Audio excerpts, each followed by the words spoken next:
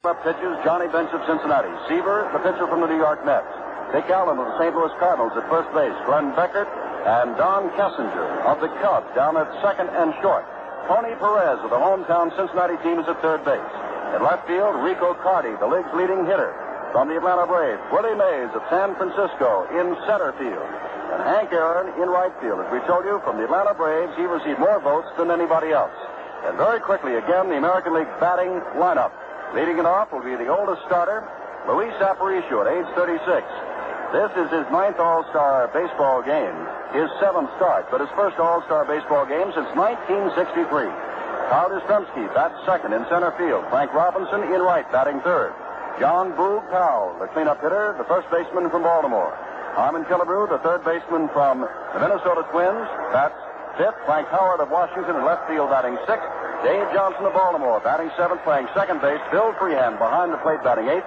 And Jim Palmer of Baltimore, the pitcher, batting ninth.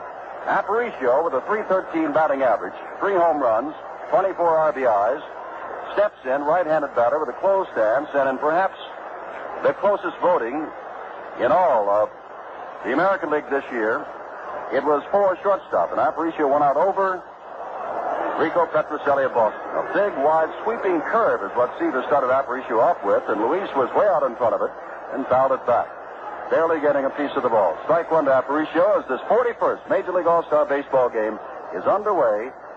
Temperature in the mid-80s here at the brand new Riverfront Stadium in Cincinnati. Now he comes back with the fastball. It's a foul back in the booth next to us. And it's 2 strikes. I don't know, Sandy, if in all-star play you look for that big sweeping curve on the first pitch of the ballgame. I wouldn't think so, Jim. Not especially from a fellow like Seaver, who has not pitched since last Thursday. Strikes him out on a fastball. Not having pitched since last Thursday, this would just about be his regular turn in the rotation. He's got to be pretty strong, especially if you're just going to turn him loose for 3 innings and say, go as hard as you can. Carl Yastrzemski, the all-star center fielder. In voting for the outfield, they came up with Yastrzemski, Robinson, and Frank Howard, none of whom plays center field. So Carl, who recently has been playing a lot of first base for the Red Sox, got the vote, and he's in center field. Left-handed batter, holds the bat high, and takes an inside pitch from Seaver. Ball one. Yastrzemski hitting at .301, 21 home runs, 50 RBIs, and he's also stolen 16 bases. Everybody remembers Yastrzemski's great 1967 series. Time is called. They have someone on the field, and she is being let off. And I don't know who this is. There has been an exotic dancer by the name of Morgana who has been on the field all across the United States, and whether it is she or not, I don't know. But it is female, and she's being escorted off the field after not even making as far as the artificial turf. What do know the count to Yastrzemski? I'll be honest, I'm not sure it's female. It looks like it may be a man with a wig or a little bit of a joke. They have even had newspaper columns devoted to the possible appearance of Morgana.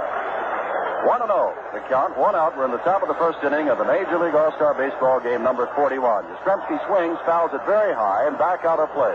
It's 1-1. Seaver, the pitcher, from the Mets, Bench of Cincinnati, the catcher. On deck is Frank Robinson. Frank has a sore shoulder. Yesterday at the All-Star press luncheon, someone asked Frank, how's your injury? And the Baltimore Oriole outfielder said, which one? But they were speaking of his shoulder. Back with a curveball, hit up the middle, gets past the outstretched glove of Kessinger, and Yastrzemski's on with the first base hit of the All-Star baseball game. Hitting a 1-1 pitch, Seaver almost was able to stop it at the mound. Jim Seaver's thrown quite a few change-ups in his brief time on the mound. This 1 out and 1 base hit here. But on that ground ball, you could just see the ball begin to pick up speed on this artificial surface. And that's the problem. Sometimes the ball is not hit very hard, but it begins to spin. And that's what the artificial surface does to it. And as it spins, it picks up a little bit speed. So the second and third bounce sometimes are a lot quicker than the first one was. Frank Robinson steps in. He leads the American League in hitting at .330, right-handed batter. 6 All-Star games with the National League, and this is his third with the American, a swinging strike one. Around each of the bases, first, second, and third, there are 20 by 20 patches of dirt. Otherwise, it is completely artificial surface, except, of course, for the pitching mound and around home plate. Strike on the outside corner. Bench fakes the throw to first. But back in plenty of time was the base runner, Yastrzemski. Down is 2 strikes to Frank Robinson. I think your first impression of the way the field is playing, Jim, everybody seems to be deeper. The shortstop is back behind the line where normally the skin would be. Robinson strikes out another fastball strikeout to Seaver. And as he struck out Aparicio, so he does Frank Robinson on 3 pitches. So I think Tom Seaver may have been trying to get away with having an easy time here in the All-Star game. I'm sure he's aware of the fact that he's slated to start again on Thursday after the All-Star break and was trying to have as easy a 3 innings as he can. But after Yastrzemski got the hit, he really started to throw hard to Frank Robinson. Boog Powell, 73 RBIs, 23 home runs stepping in. Left-handed batter takes the changeup to strike 1.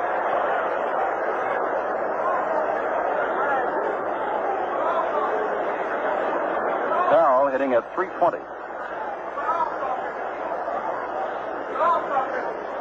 Yastrzemski slight lead off first base. Dick Allen of the Cardinals holding him on there. Yastrzemski can move outside with the pitch and low. It's 1-1. To Boog Powell. Harmon Killebrew of the Minnesota Twins, last year's most valuable player in the American League, is on deck. When the top of the first, no score. Yastrzemski at first base with a base hit up the middle.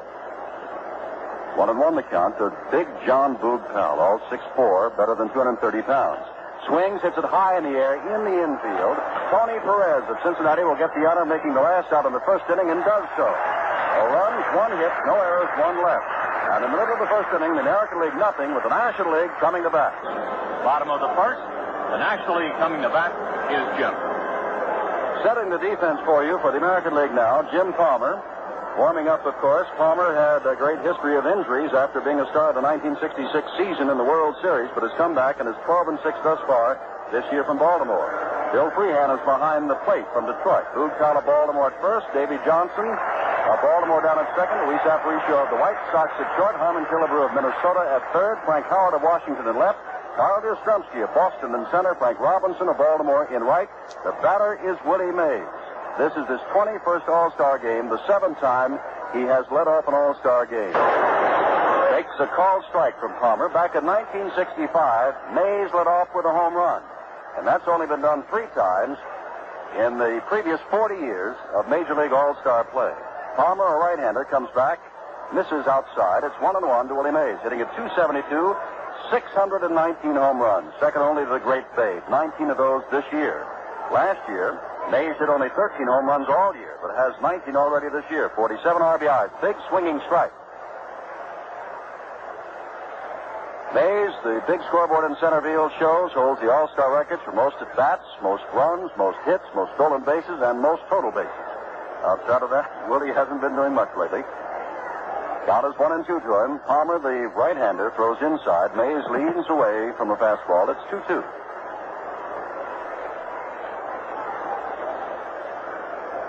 Luman Harris, the manager of Atlanta, is coaching at first base, and Leo DeRocher, the manager of the Chicago Cubs, over at third. And Mays strikes out, swinging. Jim Palmer's got good stuff also. We've talked about Tom Seaver, the fact that he has good stuff. Palmer throws very hard. He's got a good slider and a good curveball. If Jim has had any problem in his career, it's been a little bit with control, but mostly with injuries. He's never really been able to put a full year together without being either sick or hurt or having a problem of staying in the major leagues. But this year, he's started well. He's having a good year, and as you say, it's his first All-Star year, and he looks like he's going to become the kind of pitcher everybody thought he would. Dick Allen of the Cardinals takes a big swing at Palmer's first pitch, strike 1. As we said, in other years, we have called Dick Richie, but after going to the Cardinals, he announced he wanted to be called Dick. So it is Dick Allen hitting at 285, 25 home runs, 72 RBIs. Palmer's right back in a high inside fastball that Allen ducks under. And it's 1-1 with Palmer. Allen, while with the Phillies, set the home run marks for Philadelphia as a first baseman, as a third baseman, and as an outfielder. Back with a big curve, but it stays high and out of the strike zone. It's 2-1. To Allen with Hank Aaron, who got more votes than anybody else in the voting, conducted for the first time since 1957 by you, the public, is on deck. By the way, Commissioner Bowie Kuhn said also at yesterday's press luncheon that he was sure that was his intention that they would have the fans vote again next year. Fastball, and Allen is swinging and missing. It's 2-2. One out. We're in the last of the first. No score in this All-Star baseball game from the brand new Riverfront Stadium, almost completely artificially turfed in Cincinnati, Ohio. Palmer peering in for the sign and throws, drive to right field. Back goes Frank Robinson, back near the warning track, back near the wall, and has it against the wall. That ball was well hit by Richie Allen. It was hit to the opposite field. Richie's very strong, and here in this big ballpark, Frank Robinson had a lot of room. He went back all the way to the wall, did finally bang into the wall as he caught the ball. But I think it fooled Palmer a little bit. He just trying to get the ball out away from Richie and keep it in the ballpark, and Richie hit it a long way. Hank Aaron, 19th All-Star game, his 13th start. Hitting at .314 on the year with Atlanta, 24 home runs and 71 RBIs. And Palmer is ready and hits the outside corner with a fastball. It's strike one. 2 outs. Yastrzemski of Boston has the only hit in the ball game. We're in the last of the first. Palmer's a little high with his next pitch. It's 1-1 to Aaron. Tony Perez of Cincinnati kneels on deck. This is his stadium. They closed up Crosley Field at the end of June, and this is the new home of what they call the Big Red Machine, the Cincinnati Reds. Palmer misses with his next pitch. It's 2-1. Aparicio is in where the skin of the infield would normally be, but Davy Johnson is deep, and the ball is hit to Aparicio on 2 giant hops. He guns the ball over to Powell, low throw, but in plenty of time, and Aaron is out. And at the end of 1 inning, the National League and the American League are scoreless. Back in Cincinnati, Jim Simpson with Sandy Koufax. Harmon Killebrew leads off the top of the second inning, takes an outside pitch from Seaver. It's ball 1. Killebrew, right-handed batter from Minnesota, big swing and miss for strike 1. And 1-1. Harmon, last year's most valuable player in the American League, hitting .322, leading the league in home runs with 26, and he has 72 RBIs. 10th All-Star game is 6 starts. Seaver, the right-hander of the Mets, ready again, low and away. Ball hits the dirt. Johnny Bench digs it out and throws it back to Tom. It's 2-1 to Harmon Killebrew. A hot, muggy night. Attendance, 51,838. That's an attendance figure they could have put up there before the game began. It's been sold out for some time. Big swing and a miss by Killebrew, and it's 2-2.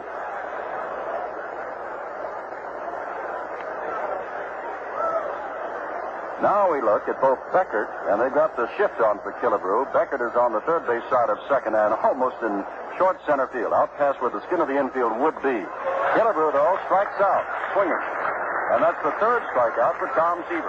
Jim, I think we should describe this infield a little bit. There is no dirt as the base path portion, but they have white lines to designate where it would normally be. It is all the green artificial surface, but you can see the outline by a white line drawn all the way around the infield, so you can sort of tell where the infielders are playing.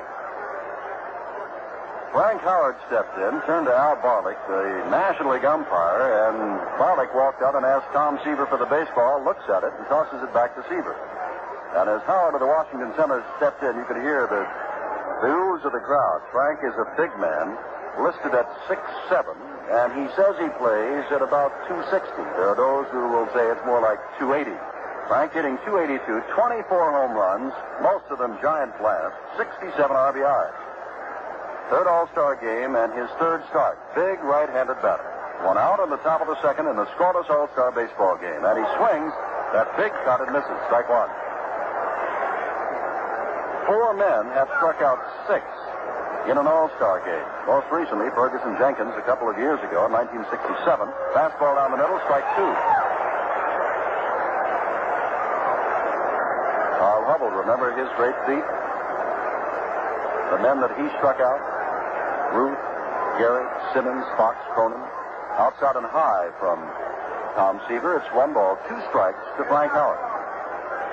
Aparicio led off for the American League by striking out on 3 pitches. Yastrzemski single went up the middle. Robinson, Frank, struck out on 3 pitches, and Powell popped out. Since that time, Killebrew has also struck out, and big Frank Howard strikes out, and that's the 4th for Tom Seaver. Seaver looks like he's throwing very well tonight. He isn't throwing his good fastball all the time. He gets 2 strikes on the hitter, and all of a sudden, there's just a little bit extra on that fastball, and it's giving the American League hitters a lot of trouble up to now. Well, we were talking about that all-star record, Sandy. 6 strikeouts. And, of course, a pitcher can only work 3 innings unless it goes to extra innings, and Seaver already has 4. Breaking pitch low and away from the next batter, Davy Johnson of Baltimore, hitting .299, playing second base. His first start, he was on the 1968 squad, played and was 0 for 1. He was named last year, but was hurt and didn't get to play. Strike 2 swinging. And since Rod Carew is injured and out of active baseball, at least until September, according to President Calvin Griffith of the Minnesota Twins, Davy Johnson is down at second base. Well, Seaver's out in front of Johnson now, already with 4 strikeouts. Comes back, Johnson gets a piece of it and fouls it to the screen.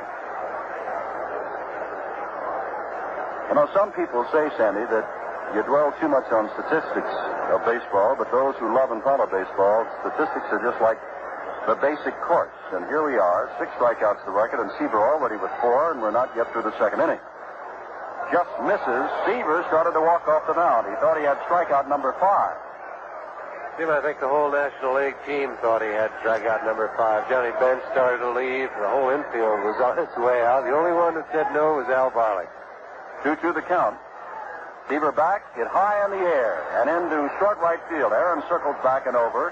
Willie Mays is there. Aaron will make the catch, and it's another 1-2-3 inning for the American League. The runs hit through errors and none left. And now again, here's a word from Len Dillon. The crowd here at the Riverfront Stadium in Cincinnati in the scoreless ball game as we open the second cheers the arrival of Tony Perez, hitting .356, leading the National League with 29 home runs and 90 RBIs, and of course, he plays for the Cincinnati Reds. Right-handed batter, closed stance. Jim Palmer of Baltimore, the right-handed pitcher, staring in and throws high to Perez. Ball 1. The American League, no runs, 1 hit, no errors. The National League up only for the second time, went down 1-2-3 in their half of the first inning. Palmer ready again, throws again. This one is shoulder high. A little bit lower than the shoulder, says Barlick, and it's a strike. 1-1.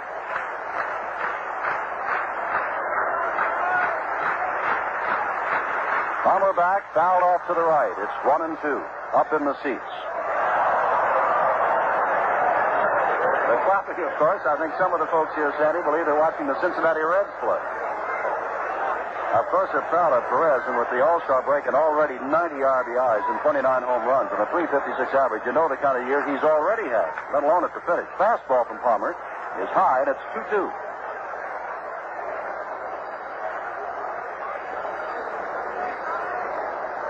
Armin Killebrew very deep at third base for the right-handed Perez. Palmer throws, swinging strike 3 for Tony Perez, and that's the second strikeout for Jim Palmer.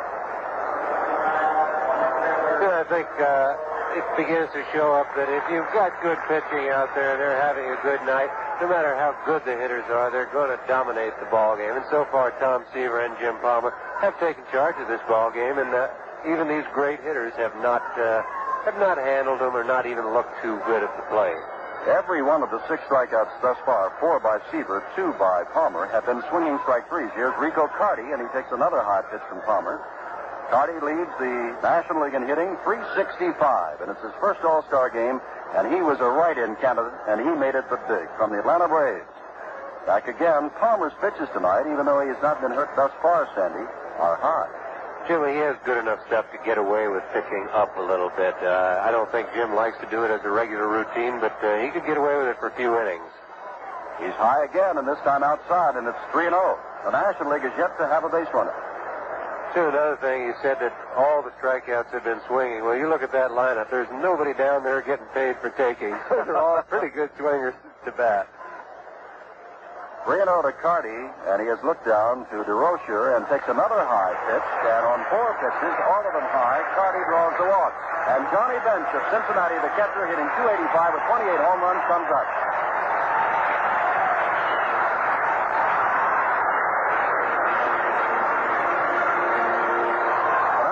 Has its first base runner, Enrico Carty at first base. And Johnny Bench, who was on the All-Star squad as a rookie, this is his 3rd year in the National League. This is his 3rd All-Star game and his 2nd start. Last year, he hit a home run. Palmer ready and throws. Outside, ball one. While Palmer was trying to come back, the story goes in one of the Cincinnati papers this morning, he was down at Rochester, and Johnny Bench was also in the National League, and Palmer had the bases loaded, and Earl Weaver at that time, the manager of Rochester, walked out and said he's a ping-pong hitter. Palmer threw one down the middle, and Bench had a grand slam home run. Now, with the pitch outside, Palmer has thrown 6 straight balls since striking out Tony Perez to lead off the last of the second. Carty short lead. He's still within that 20 by 20 section of dirt at first base. Here's the strike. Bench looked as though he might offer at it, although you would think that he was taking, so now he stares down to Leo DeRocher of the Cubs, who's coaching at third base. Palmer already is dripping wet. It's a very humid night in Cincinnati. Just before game time, the temperature was 87 degrees. 2-1 pitch. Again on the corner. It's 2-2. Tonight's broadcast not only heard throughout the United States on NBC, but through AFR-TS, overseas, in Europe, and in Southeast Asia, wherever you are, Japan. Danny Koufax and I greet you from Cincinnati, Ohio, in the brand new Riverfront Stadium. Scoreless ball game. Breaking pitch, Bench fouls it back. 2-2. Last of the second inning, 1 out. That's Perez's strikeout. Carty with a walk on 4 pitches down at first base. And 2-2 to Johnny Bench in this scoreless ball game. The 1968 game, remember, was 1-0 when Mays got on and scored an unearned run as the first man up for the National League down in the Astrodome. Fouled back and toward us and over our heads behind home plate. Count remains 2-2 to Johnny Bench. Bench is a youngster, only 22 years old, born in Oklahoma City, lives in Cincinnati. And back in 1967, when Jim Palmer was trying to work out his arm problems at Rochester and Bench hit that grand slam off of him, he was only the minor league player of the year. Palmer in the stretch, looking at Carty, and comes back, and again Bench fouls it back. There is a breeze blowing within this Riverfront Stadium, and I'm sure it's swirling around, but the flag out on right center field is blowing from center toward right. Don Kessinger of the Chicago Cubs on deck.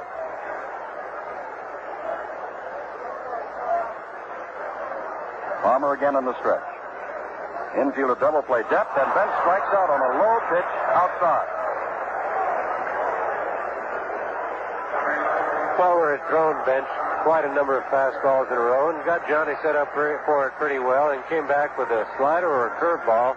Looked more like the slider, low, just a little bit off the plate, low outside, and Bench went after it. It was a bad ball, but it's a good pitch from Palmer's point of view. Palmer's now struck out 3, and Seaver has struck out 4. Here's Don Kessinger, the switch hitter from Chicago, batting left-handed against the right-handed Palmer. Don hitting .281, not known for power, has 1 home run this year. Last year, he hit a total of 4. But last year, he also won the Golden Glove. And last Saturday, Sandy and I were in Chicago for a Chicago Cubs game, and Kessinger had some kind of day afield. A foul laced down along the third base line. It curves into the seats, and it's 1-1 to Kessinger. Kessinger, of course, was playing then in what they call the friendly confines of Wrigley Field. Tonight, he's on this artificially turfed infield and outfield. First time in his career. 1-1 to Don. Carty still at first base. High outside pitch from Palmer. It's 2-1. 2 out, last of the second, no score. Sure, I think Kessinger is the kind of hitter that this artificial surface would really help. Normally, he's hitting left-handed. He doesn't have great power. The outfield would be playing him shallow, but on a field like this, they can't afford to play too shallow because the ball gets by them easy, so he'll have a chance to drop the ball in front of outfielders that he doesn't have on a regular field. Kessinger fouls the next pitch back, and the count remains 2 balls, 2 strikes to the Chicago Cubs shortstop in his third All-Star game. He has yet to have a hit in All-Star play. He's been up 5 times before and is hitless. Len Beckert, his teammate from the Cubs, standing on deck. Over behind first base, where President Nixon and his party are seated. Up the middle, and it might get through. Aparicio tries to flag it down. Cannot. Playing in shallow center field as Yastrzemski picks it up very quickly, and Carty has to stop at second, and the National League has its first base hit. And there was a ball that was not hit too well. Aparicio was playing around towards second base. But I think on this field, the ground balls do pick up so much speed. The ball does not slow down. It gets going fast, and that ball got through the infield. I think in a normal field, the ball probably would have been caught and fielded by Aparicio behind second. Glenn Beckert of the Chicago Cubs hitting .261. And speaking of strikeouts, as we have, here's the man that's been the toughest to strike out in the National League for the last 4 years. He takes the ball inside from Jim Palmer. Beckert, very close stance, right-handed batter. Always managed to get a piece of the ball. Chokes up on the bat. Palmer ready and throws high again. 2-0. When Jim has been wild, for example, when he walked Rico Carty, in this, the second inning, he walked him on 4 pitches, and all of them were up. When he struck out Bench, it was on a slider, blown away. Carty down at second, Kessinger on first, 2 out. Back with a breaking pitch, but again it's high and slightly outside, and it's 3-0 to Kessinger. Looking down to the American League bullpen, no activity. The American League has quite a few they can call in. Mike Cuellar, Sam McDowell is scheduled to go next. Dave McNally, Fritz Peterson, Jim Terry, Clyde Wright, Jim Hunter, Mel Stottlemyre. Drive on 3 hops to Davy Johnson, who sidearms at the Boog Palace teammate at first base, and the National League goes down on no runs, 1 hit, no errors, and 2 left at the end of 2 complete. It's a scoreless ball game. Bill Freehan will lead it off in the 3rd inning for the American League in this scoreless ball game at the Riverfront Stadium in Cincinnati, Ohio. The 41st Major League All-Star Baseball game. The Riverfront Stadium right by the Ohio River. As a matter of fact, they even have what they call flood control here. Flood walls to prevent the Ohio from overflowing as it did years ago and flooded Crosley Field. Bill Freehan, his 5th consecutive start as the catcher for the American League from Detroit, hitting .218, 13 home runs, 33 RBIs, right-handed batter, has led the American League in getting hit by pitches the last couple of years, but this pitch is on the outside corner, strike 1 to Freehan. Tom Seaver working with 4 strikeouts, all of them swinging. He's given up a ground ball base hit back through the middle by Yastrzemski and has walked nobody. Blown away from Seaver, and this will be Tom's last inning. Jim Merritt now warms up. Former American leaguer, left-hander, now down in the National League bullpen. He'll be coming on in the next inning. Seaver back with a 1-1 pitch, drilled to center field. Willie Mays running to his left, now taps his glove and has it for the first out. Well hit by Bill Freehan, and Jim Palmer, the pitcher, will bat for himself. Palmer's 112, lost 6. And, of course, plays for Earl Weaver for the Baltimore Orioles. And, of course, Baltimore is having a grand time in the Eastern Division of the American League, leading Detroit by 6 big games. Palmer takes a swing at the first pitch. It was in on his fists. It's strike 1. Jim Palmer is a pretty good hitting pitcher. He's not hit for that good an average this year, but he's got good power and hit a few home runs in his career. Tries to bunt. Perez playing deep, comes with a barehanded pick, throws and has it. Fine play by Tony Perez. So that's a very, very fine play by Tony Perez. He was playing deep. He was playing very deep. And the bunt play is even more difficult, I would think, on this kind of an infield.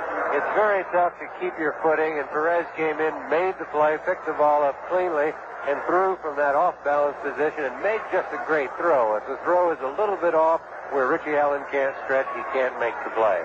Aparicio, who struck out on 3 pitches, is back.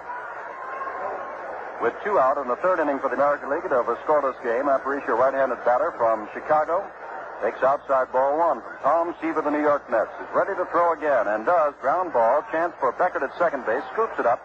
Throws on to Dick Allen at first base. And it's another 1-2-3 inning. And Seaver is through with his pitching. And he is not allowed a run. In the middle of the 3rd inning, the American League nothing and the National League nothing. The score at the end of 2.5 innings, American League nothing, the National League nothing. Jimmy?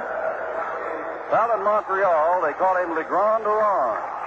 Rusty Staub, the red-headed outfielder with the Montreal Expos. And quite a star he is up there, too. The Expos representative with the National League, and he'll be batting for Tom Seaver, who has completed his pitching chores. Staub hitting at .293, has 15 home runs, 55 RBIs. Palmer's first pitch to the left-hander is a strike at the knees on the outside corner.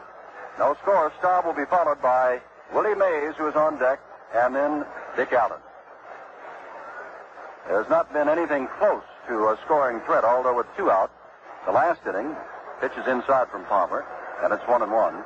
Carty got as far as second after walking, and Kessinger grounded a single up the middle. Same kind of hit that Yastrzemski had, the only hit for the American League. Palmer with the 1-1 pitch is back high in the air. Frank Robinson, Carl Yastrzemski there. Yastrzemski in right center field takes it for the first out. Jim, I think right now we have to be a little careful on how we call some of these fly balls. We've reached the point of the evening where it's very difficult to see fly balls. It's not dark enough yet, and it's not light enough. The sky is just a light blue, and at this time in a ball game, a lot of fly balls are lost by outfielders. There's not enough contrast, so any ball that goes up right now, the outfielders could have a little bit of trouble with. Willie Mays, who struck out swinging, takes high from Palmer. Ball 1. We're in the last of the third. No runs, 1 hit, no errors for the American League, and the same line score for the Nationals. 0-1-0 in the 41st Major League All-Star game. Palmer back again, and his pitch again is high and away. And it's 2-0 to Willie Mays. Jim Palmer also working his last inning, and so Sam McDowell of Cleveland is warming up. Jim Merritt of Cincinnati will come in to pitch the 4th inning for the National League. Palmer throws, fouled high, over toward the seats. Over quickly is Powell. There's a ball boy right there who didn't see him behind it, and he takes it for the second out. Jim, I think it's a good thing that Powell did see the ball that time, because Bill Freehand could not find it. As we talked about the sky being tough, Bill looked up and never left home plate. He was just looking all around, and Boog Powell saw it all the way and came in and almost ran down the ball boy who didn't know where to go. He was watching Freehand.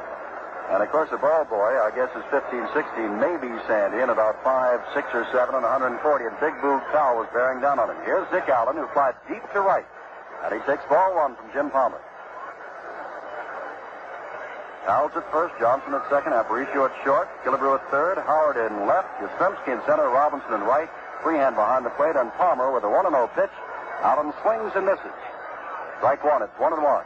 The only change that we've had, and believe me, we'll have a lot of changes before this game is over, has been Rusty Staub has batted for Tom Seaver. Wide to right center. Swinging strike again by Allen. It's 1-2. Seaver worked 3 innings, gave up 1 hit, a ground ball single up the middle by Yastrzemski, struck out 4 and walked nobody. And now he can look ahead to starting again on Thursday when regular play continues over the second half of the season. 1-2 the count to Dick Allen. Drive right to second baseman Davy Johnson. No runs, hits or errors, and at the end of 3 complete now. The American League nothing and the National League nothing. And Dillon, we're in the top of the 4th inning, and the score is 0-0. The National League and the American League in this 41st All-Star game. And Jim Merritt, the left-hander of Cincinnati, prepared to throw to his first batter, Carl Yastrzemski of Boston, who has the American League's only hit, that ground ball single up the middle. Merritt, a left-hander who has won 14 and lost 7 for the Reds this year, 3.47 his earned run average. He's the only one on the National League squad who played formally in the American League. Whereas on the American League squad, Frank Robinson, Frank Howard, Mike Cuellar, Sandy Alomar, Alex Johnson, Tommy Harper, Amos Otis, all played in the National League. Yastrzemski standing off deck as Johnny Bench runs out and talks to his teammate, and now his battery mate in the All-Star game, Jim Merritt. Yastrzemski hit a 1-ball, 1-strike pitch right up the middle over the mound, past Tom Seaver, and into center field for the only hit. Now he drives one deep to center field.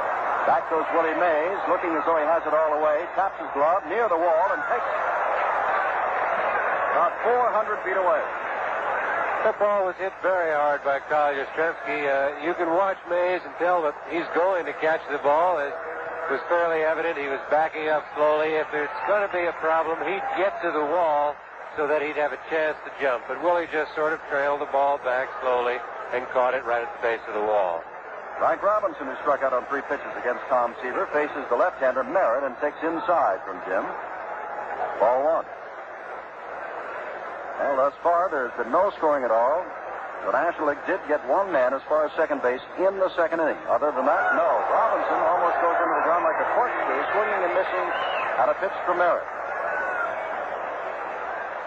1-1 to Frank Robinson, who's bothered with a sore shoulder, but although Earl Weaver could take players out, he's going with the starting lineup here in the 4th inning. He has to play them for 3, but this is inning number 4. Back again, and Merritt's pitch catches the outside corner. Strike two. Frank Robinson doesn't think so, walks away. The umpire, and he's got to be warm tonight, Al Barlick, wearing that chest protector underneath a jacket. And the temperature now is at least 85, and it feels as though the humidity is the same. 1-2, back with the ball that bounces in the dirt, and it's 2-2 to Frank Robinson. Yeah, I noticed earlier in the game there seemed to be some breeze up above the stadium. The flags were moving, but right now they're just still, and it seems to be getting warmer. I'm sure before the night's over, it's going to have its effect on the umpire, Al Barlick. Sam McDowell continues to warm, if that be the word, down in the American League bullpen, down in left field. 2-2 the count to Frank Robinson, who struck out, and he's called out on the changeup. The first two pitches we've seen here tonight, Seaver and Palmer, both are great stuff. Merritt comes out. He is not the kind of guy who throws as hard as the first two guys, but he has great changes of speed. He has a fine curve ball. He has good control. He knows how to pitch. And I think we've seen an example of it here in these first two hitters. Boog Powell popped to Perez to end the first inning. Last time up, the big, giant, left-handed batter facing the left-hander, Jim Merritt, on the mound, and the pitch is blown away from him. Ball one. 2 out in the fourth inning before 51,838. Our radio broadcast tonight traveling around the world on American Forces radio and television service. Another low and away pitch from Boog Powell, and that seems to be the best place to pitch a man that big. I think you look at the scoreboard, and you got a big ballpark, and like this new one in Cincinnati, and it's 2 out, nobody on the inning. You try and keep the ball away from the hitter and try and keep it in the park. You give him the base hit to the opposite field, but try not to let him hit the home run. I asked Sandy today about Tom Seaver's saying that sometimes with this kind of artificially turfed ground that you might try to make the men hit the ball in the air instead of on the ground. And Sandy's retort was, I've never seen a ground ball go into the stands for a home run. Change up, and Powell's way out in front of it, and it's 2-2. I think the artificial surface may cause more runs to be scored, Jim, but I think it'll happen for both clubs. So I think a pitcher still has to do his job the best way he knows how. In the fourth inning, 5 American leaguers have struck out against National League pitching. Fouled off deep into left field stands by Powell, and 3 National Leaguers were struck out by Jim Palmer, who is now through. Palmer worked his 3 innings, gave up 1 hit, struck out 3, and walked 1. McDowell will be next up. Merritt ready with a 2-2 pitch, and Powell hits it deep to center field. Willie Mays comes over. It's not that deep, really. Taps his glove, and in left center field makes the basket catch. No runs, hits or errors. In the middle of the fourth, we still have a scoreless ball game. The American and National League, no score. The score at the end of 3.5 innings, American League nothing, the National League nothing. Big Sam McDowell has led the American League in strikeouts for quite some time, 4 times in the last 5 years. And he leads the major leagues in strikeouts this year, 183 in 177 innings. And the man he's going to face is Henry Hank Aaron, with 24 home runs, 71 RBIs. He grounded to shortstop. McDowell's first pitch from the big left-hander is strike 1. Both Weaver of the American League and Hodges of the National started with the right-hander, and both have gone to left-handers as their second pitcher. 1 strike pitch to the right-handed Hank Aaron is way up high for McDowell, and it's 1-1. You know, I think we've talked about the other pitchers in this ball game so far and said that they had good stuff, that they threw hard, but I think you have to look at Sam McDowell and say that he throws harder probably than anybody else in the ball game. 1-1, and this time he changes on his feet, and it's outside, 2-1. Down in the bullpen for the National League is Hoyt Wilhelm, who later on in the month will be 47 years old, and yet he's not the oldest player ever to play in an all-star game. Know who is?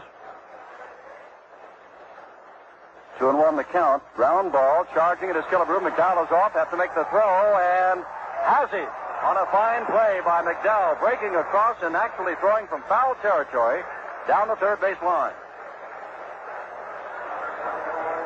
This is a very fine play by McDowell. It's a tough play for the left-handed pitcher to make. He's going after the ball towards third base, facing the wrong way. He has to make a full circle to make the play and throw a good runner in Aaron out at first.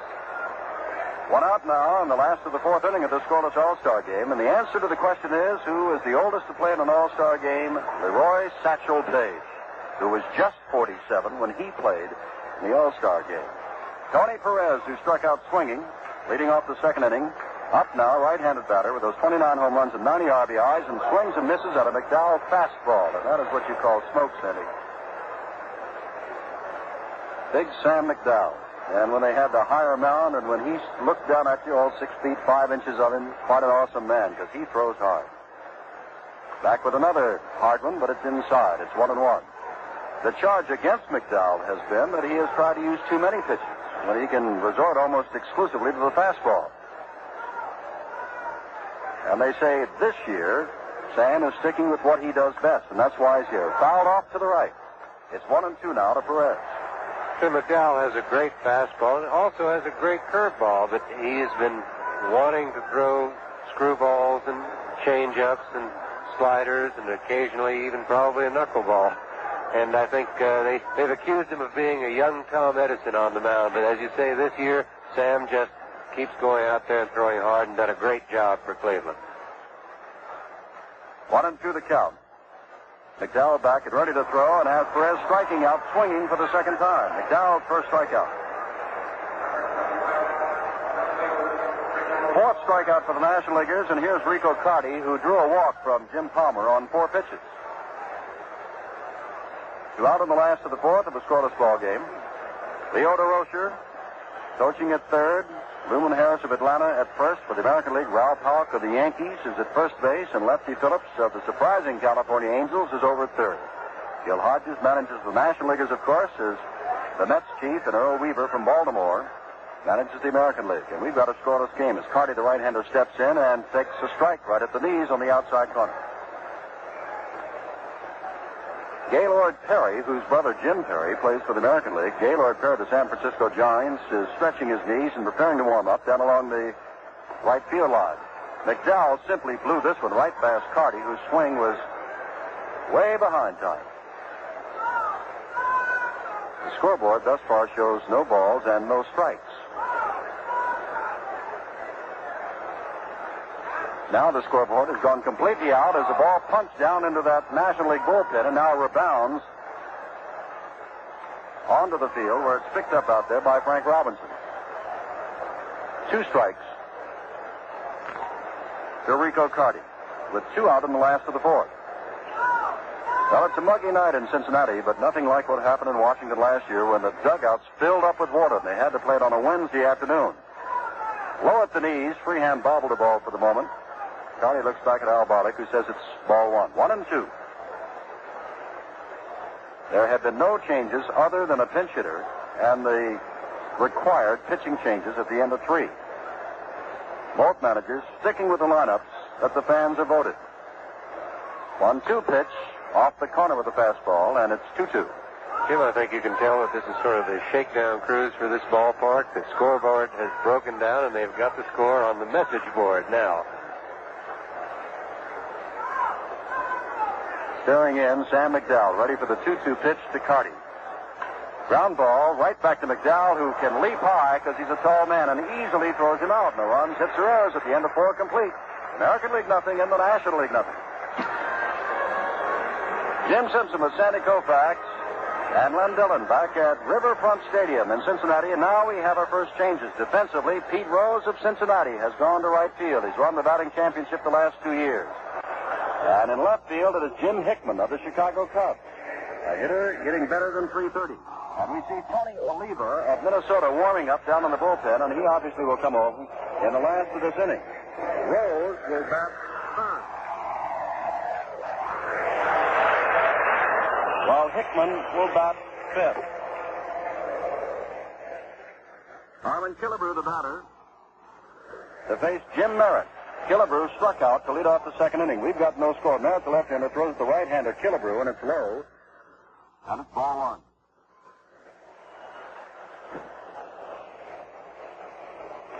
And again, Barlick calls for the ball. And Sandy, that's the most we've seen anyone call for baseballs in recent games. Barlick must have inspected 4 or 5 of them thus far this evening. It's a little unusual in that this field, the ball should not get as dirty as it would on a normal field. Ground ball past Perez on one hop. Gloved by Hickman of Chicago in left field, and Killebrew has the second American League hit. And the first off, Jim Merritt.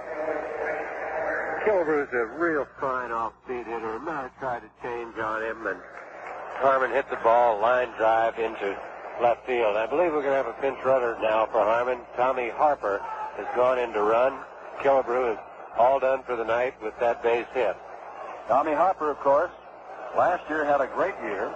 Stole more bases in the American League than anybody since Ty Cobb way back in 1915 when he stole 96.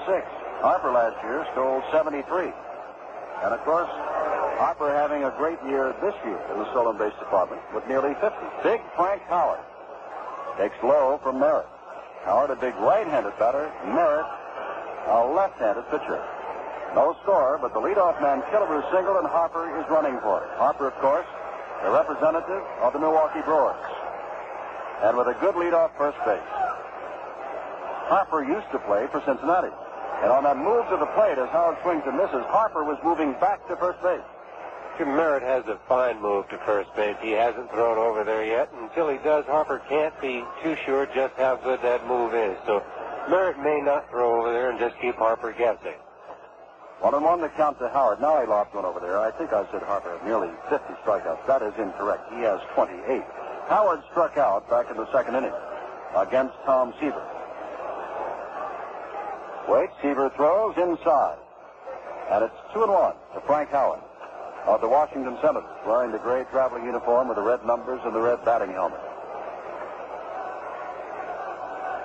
Don Kessinger has gone way back.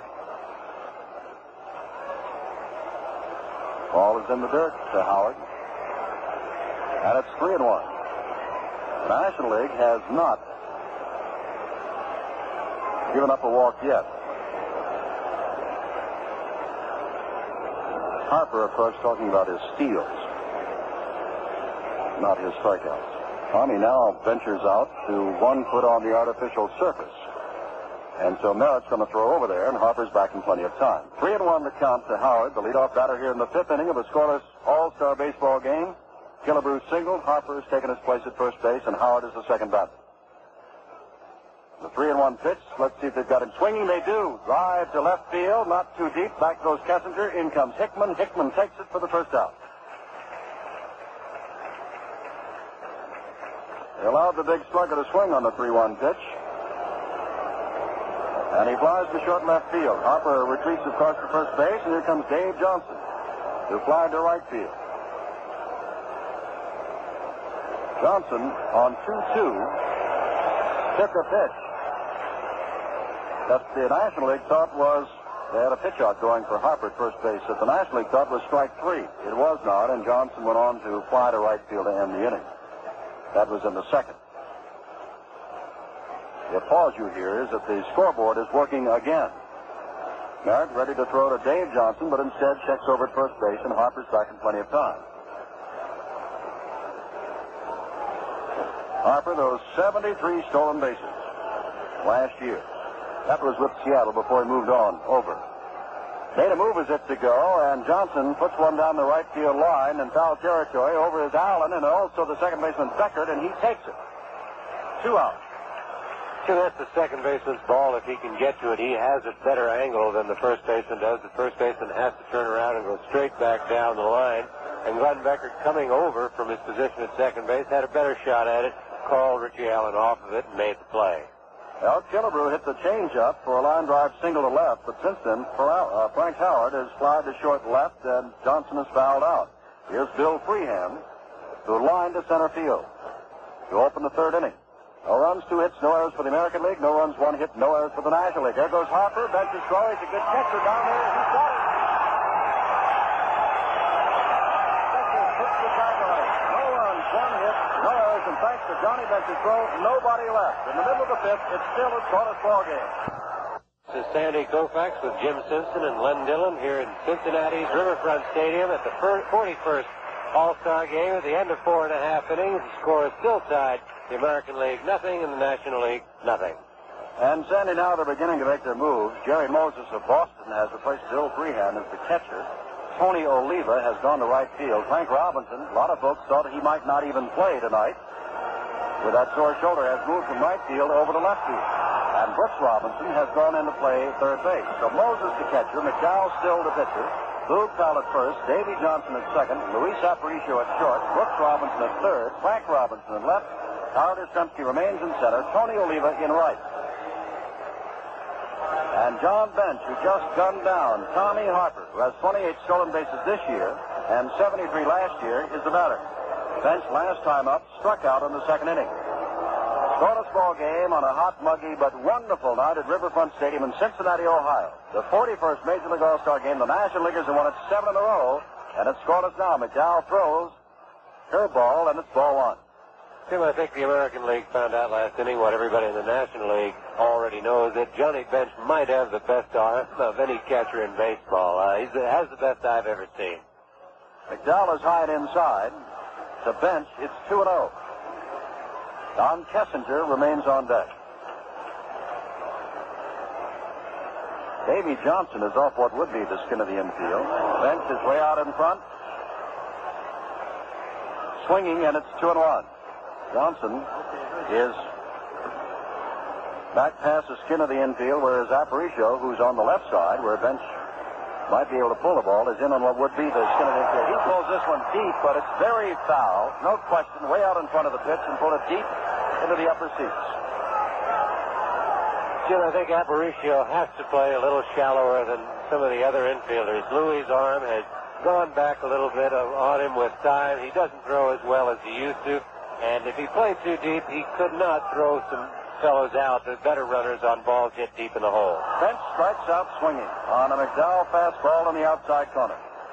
Second time he's gone down. First time against Palmer, this time against the left-hander Sam McDowell. McDowell has his second strikeout, and that brings up Don Kessinger of the Chicago Cubs playing shortstop, and he singled up the middle his only other time at bat for his first All-Star hit in 6 appearances at the plate.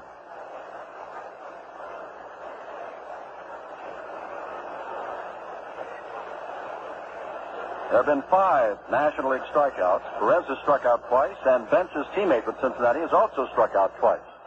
Dowell's pitch is low and away from Kessinger, ball one. Kessinger, a .281 hitter with the Chicago Cubs. McDowell is ready again. Drive, and Kessinger's got a second base hit right up the middle. Line drive on one hop to Yastrzemski in short center field.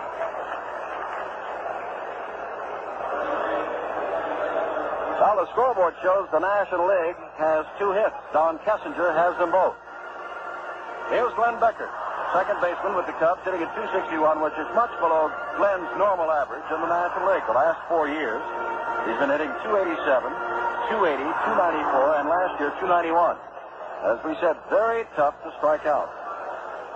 Very closed stance. His right foot is almost out of the batter's box. Strike at the knees for McDowell.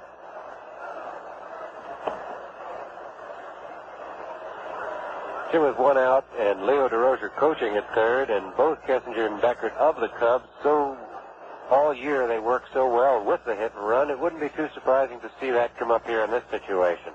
Strike. It's strike 2. Both of them called, both of them at the knees, and Kessinger on first base is telling Leo DeRozier to move down a little bit because looking past McDowell, he can't see him. And so now DeRozier is leaning down so that Kessinger can see his signs looking across the diamond to his manager with the Cubs, and tonight the third base coach, Leo DeRozier. 2 strikes to Beckert. Kessinger leads off. McDowell throws. Ball right back up the middle, picked up at second base by Johnson. He has no play at first base because as he stepped on second, the ball nearly squirted out of his glove. So he settles for the force play. They're 2 down. And we're going to have another pinch hitter. And as he comes out of the dugout, it looks like Dennis Menke of the Atlanta Braves.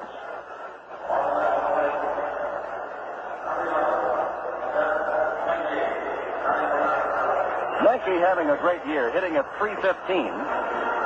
And when they compared what the ball players wanted on the All-Star teams, how their votes would have gone, as opposed to how the fans went, the ball players said Dennis Menke was their number 1 choice at shortstop. But the fans, they said Don Kessinger. Both good men. Menke, of course, batting for Merritt, who is all through. We'll give you his record in a moment. Inside and low on the first pitch to Menke.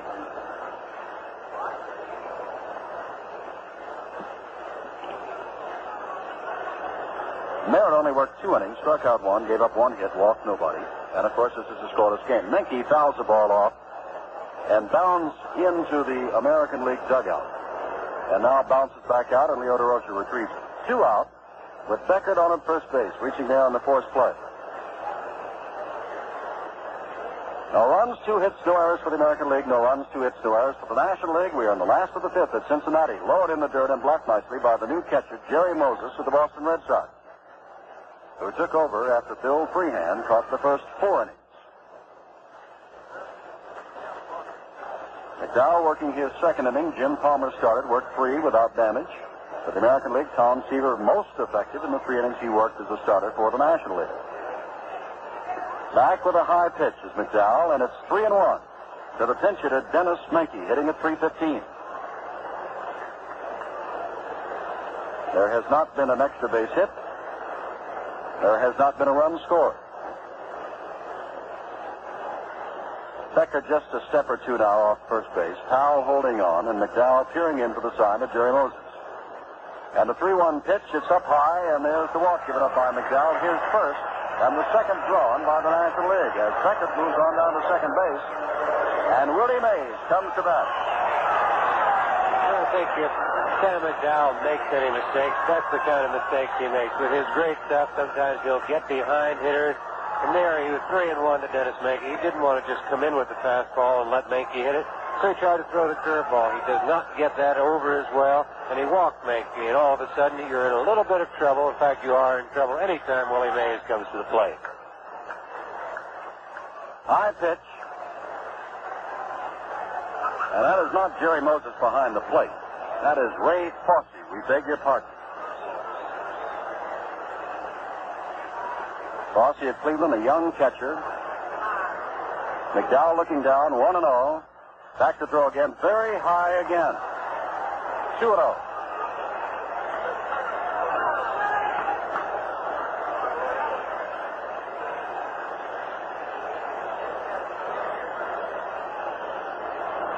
With 2 outs.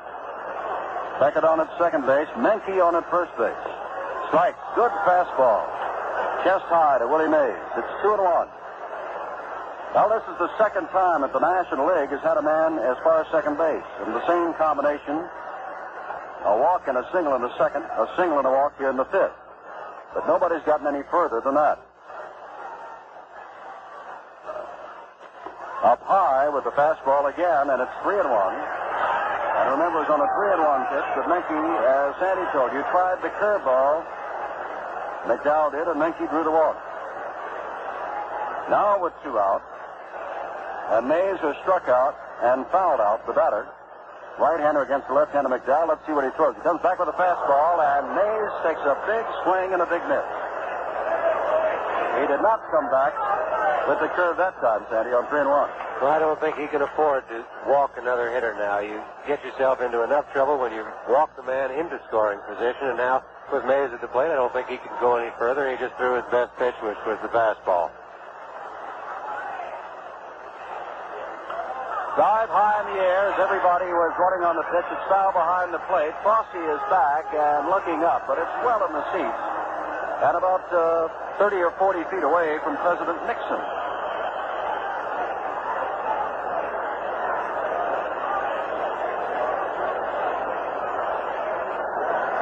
Now the count remains 3-2 to Willie Mays.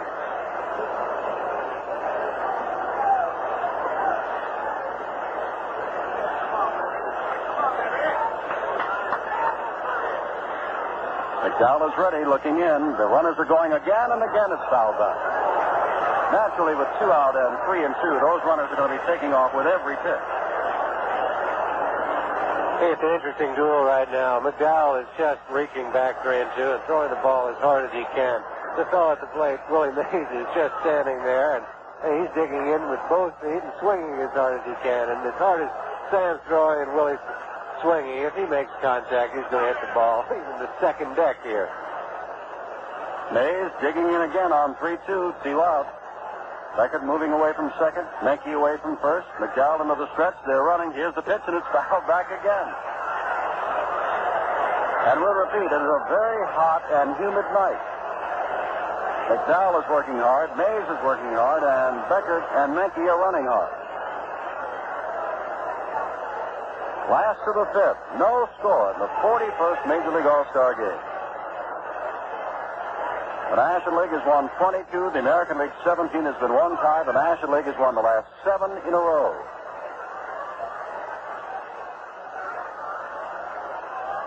Drive high in the air, but this might be playable. Behind home plate, over comes the third baseman, Brooks Robinson, and he finally puts it away.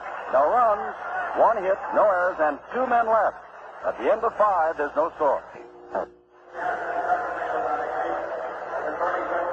Sandy Koufax along with Jim Simpson and Len Dillon at Riverfront Stadium in Cincinnati. The end of 5 innings, the score 0-0. For the American League, no runs on 2 hits and no errors. The National League, identical totals. No runs, 2 hits, and no errors. Gaylord Perry has come on to pitch. Dennis Menke, who batted for the pitcher and walked, has gone in to play second base. Beckert is out. They have not made announcements. As you know, this is a brand new Riverfront Stadium, and the PA system is not here, and we're having to pick up these newcomers as quickly as possible. It looks like Clarence Gaston has gone into play in center field. First pitch by Fosse is hit to right field for a base hit. Rose is over, picks it up, and throws into Menke at second base, who cuts it off.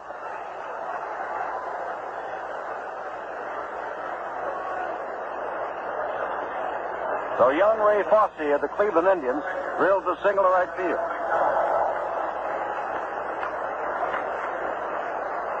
Sam McDowell of Cleveland will bat for himself.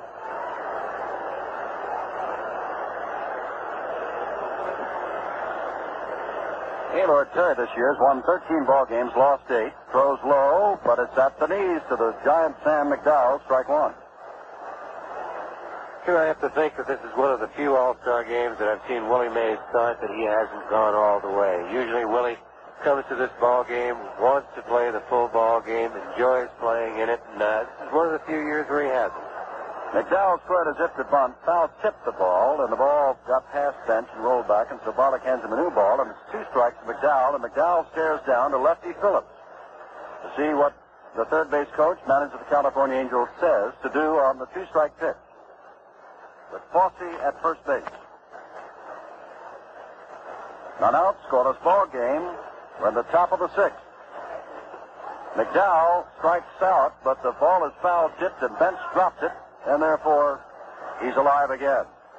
Johnny Bench, who has thrown out a runner, Tommy Harper could not hold on to that swinging strike free. Was slightly foul tipped by McDowell. Infield, a double play depth with 2 strikes on Sam McDowell. Fosse leading off at first base. McDowell squared around as if to bunt, but the pitch was outside, and it's 1-2. Even with 2 strikes, he was going to bunt. The flag in right center field, it was blowing. Remember we told you from center toward right? It's simply hanging there now on this hot and muggy night. But no chance of rain, and thus far, a scoreless All-Star game. McDowell's going to bunt again. It's fair, picked up by Perry, who will go to first. The sacrifice works. And for the first time, the American League has somebody as far as second base. Here's a fine bunt by McDowell, and Earl Weaver, obviously feeling that this is going to be a 1-run ball game, is trying right here in the top of the 6th inning to get that 1 run, and bunting with his pitcher with 2 strikes. He's got a man in scoring position and the top of his lineup coming up. No, Fosse's down at second base, and Luis Aparicio making his first start and his first appearance since 1963. The All-Star game, Luis is 36 years old, but having a great year, hitting .313. Right-hander steps in to face Perry. Curveball that he swings and misses. Strike 1. Fosse's base hit to right field was a line shot off Perry, and now Perry wants to check on his sign for Johnny Bench. He walks out to meet him halfway. I think Perry and Bench would like to just check on what signs they're using with a man at second base. A little problem here. If you make a mistake in signs, it ends up in a passed ball or a wild pitch, and the runner goes to third. And with less than 2 out, that's a big difference in your situation in the ball game. Gaylord Perry of San Francisco peers in, looks back, and throws. The ball is hit to right center field. Over goes Pete Rose. Now slowing down, stops there. Fosse has to retreat to second base as Rose throws to the cutoff man, Menke.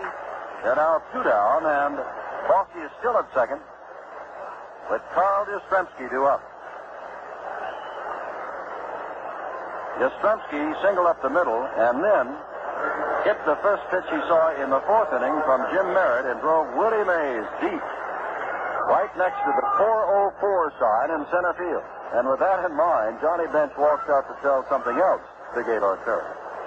I think in this situation here, you may not see the intentional pass. Gaylord Perry, having been around a few years, there's still something that players would sometimes like to call pitching around the hitter. Frank Robinson is nobody that you'd want to pitch to, but he's right-handed, and Gaylord Perry being a right-hander, he might rather pitch to Robinson than Yastrzemski. Well, as Gaylord Perry tries to get out of this inning without a run, his brother, Jim Perry, now goes to the American League bullpen to warm up. 2 out in the 6th inning, no score. Yastrzemski drills one into short center field. Around third base comes Fosse. The ball is picked up. They'll have to go to second. Yastrzemski fell down, and it's 1-0, the American League. Yastrzemski again hitting the first pitch. Jim Yastrzemski was jammed by that pitch. He didn't hit it hard. He hit it hard enough to get it over the infield into center field for a base hit and drove in the only run. And I'm not sure that Gaylord Perry hadn't tried to make the ball bad, but Yastrzemski hit it anyway. 1-0. The American League draws the first score in the 6th inning with 2 out. Yastrzemski again hitting the first pitch. And here is Frank Robinson, who's been down twice on strikeouts, once swinging in the first and called out in the fourth. And a check at first base. And very nearly Yastrzemski, who's a good base runner, and he has stolen 16 bases this year, was nearly picked off. Perry ready to throw, throws a curveball. Now Bench goes down to first and nearly has him again. Johnny Bench is showing us that arm that has made him the National League All-Star catcher. And some say one of the greatest, if not the greatest, ever. And he's 22 years old. Perry throws again, ground ball. At second base, Menke waits for it. Easy throw to first base, but the American League scored 1 run on 2 hits, no errors, and 1 left. In the middle of the 6th, we have a score. The American League 1, the National League nothing. The score at the end of 5 1/2 is the American League 1 run, 4 hits, and no errors. The National League, no runs, 2 hits, no errors. Jim? Another change, and as we said, there are going to be lots of them. And we'll pick them up as fast as we can. Willie Horton of Detroit has moved in to play left field. Frank Robinson is out. Yastrzemski remains in center. Oliva, of course, is over and right. Dick Allen, who has flied deep to right and line to the second baseman, the batter, the Cardinal, first baseman. McDowell, who could win this, throws, and Allen fouls it off to the left. McDowell came on in the 4th inning. This is the last inning he can work. And knowing that, he can leave leading, but he also knows that he must face Allen, Rose, and Perez. And that's a tough way to go. 1 strike. Back again with the fastball. Outside, it's 1-1 to Allen. In his 4th All-Star game, 25 home runs this year, 72 RBIs, leading the Cardinals. McDowell, like everybody else before him and many of the spectators here, simply bathed with perspiration. Comes back again and throws with his fastball up high. You know, they say those who are in first place at All-Star break are going to win it all. Cincinnati leads in the Western Division of the National League by 10. Pittsburgh by a game and a half in the Eastern Division over New York. The American League, Baltimore by 6 over Detroit in the East. Minnesota by 5 over California in the West. Allen fouls one down the line. Brooks Robinson gives chase. Also is Willie Horton over there, and they watch it drop at the seats about 15 rows deep. It's 2-2 to Allen. Of course, tomorrow's an off day as these players go back either to home or to join their teams on the road. And the Major League continues with the second half of its season in the drive for the division pennants, the league championships, and the World Series on Thursday. 1 run, 4 hits, no errors for the American League. No runs, 2 hits, no errors for the National. 2-2 to Allen. McDowell throws fastball, but it's too high, and it's 3-2. McDowell walked the man. Palmer, the starter for the American League, walked the man. McDowell struck out 2, given up a hit. Palmer struck out 3, gave up a hit.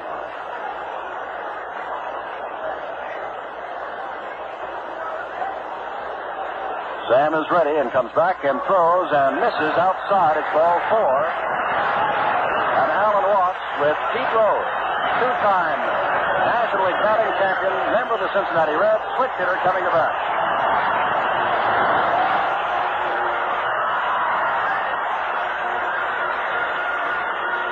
We get have the situation here where Sam walked the leadoff hitter in the inning, and especially with only a one-run lead, that can get you in trouble. A good ball club can score a run just by playing the game the right way. They don't even have to get a base hit once that leadoff man gets on. If they get him over to second, a ground ball, a fly ball, and they score runs. McDowell is high, and he trips a little bit on the mound with his first pitch, and it's ball one to Rose. He's hitting .323, and here at this brand new Riverfront Stadium is hitting well over .400 in the few games he's played here. He loves it. This is not only a National League town, it's a Cincinnati town, and the Cincinnati player, Rose, is at bat. McDowell is ready, throws 1-0, drive foul down the right field line, deep in the seats. As we said earlier, I think Pete would really love this new ballpark. He doesn't have great power. He doesn't hit a lot of home runs. He's a spray hitter. And in a ballpark like this, with the big outfield expanses and the artificial surface, all the outfielders have to play a little deeper. So Pete's going to have a lot more chance to drop balls in front of the outfielders and between them. McDowell stares over at Allen at first base. The scoreboard has been saying charge and go, go, go. The American League leads by a run. McDowell throws a fastball. It's too low, but he really had something on that one, and it's 2-1. Sure, I think anytime Sam throws a fastball, he's really throwing well. He's got just a great fastball, and he uses it well. His only problem is control, and sometimes he gets himself in trouble. 2-1, McDowell staring in. They're in the last of the sixth. The National League has won the last 7 in a row, but they trail in this one 1-0. Rose swings and misses. It's 2-2. 3 members of the All-Star infield are Baltimore Orioles. Boog Powell at first, Davy Johnson at second, and Brooks Robinson at third. The 4th member is Luis Aparicio at shortstop. Ray Fosse of Cleveland, the catcher. Sam McDowell of Cleveland, the pitcher. Woody Horton of Detroit. In left, Carl Yastrzemski of Boston in center. And in right field, Tony Oliva of Minnesota. 2-2, none out. Allen at first base. McDowell taking a long time now between pitches. Last inning he can pitch, comes back with a breaking pitch and misses. And it goes all the way again, 3-2. Dave McNally of Baltimore has now joined Jim Perry in the bullpen for the American League. I think we have the situation again where 3-2 is not an even count. The pitcher is behind. He must get the ball over. No pitcher likes to keep going to 3-2. The throw low, and he has drawn the walk. He took a half swing, and Charlie Hustle naturally runs to first base. And out comes Earl Weaver. Earl Weaver has said that he wants to win this game, and he's walking out very quickly. And McDowell, after walking the first 2 men both on 3-2 counts, may be through. Jim, I don't know, but I would think that in this situation, McDowell is the man I'd have to see pitch to Perez. Perez is a fine off-speed hitter. He hits the breaking ball. He hits the off-speed pitches very well. If he has any trouble, I think it's up with the fastball that the pitcher gets in on him. And of the 3 pitchers that the American League has available now and warming up, I'd have to think that the one on the mound right now has got the best fastball, and he'd have to pitch to Perez for me. Well, apparently for Earl Weaver also, as Weaver runs back to the dugout and McDowell stays on. He went to 3-2 on both Allen and Rose and walked them both. And now Tony Perez, who has struck out twice swinging.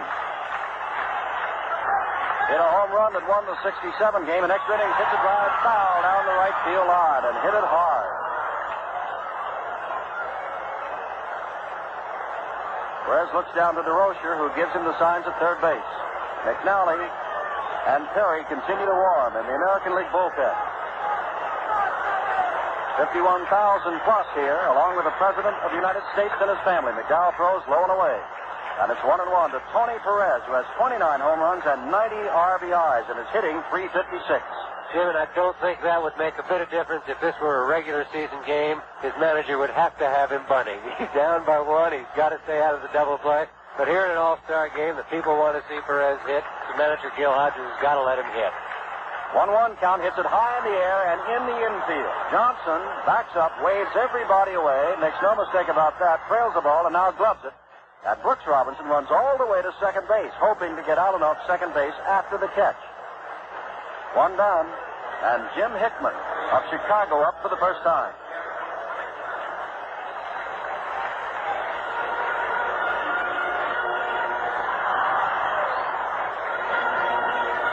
Hickman hitting .335, 5 years with the Mets. one of the original Mets, and over September of last year, and the early part of this year, Hickman has been Mr. It for the Chicago Cubs, despite the fact that Billy Williams is having one of his greatest years ever. But Gil Hodges said when it came down to the two, Hickman's been the man that makes him go. Fosse blocks a pitch. It's in the dirt for McDowell. Ball 1 to Hickman.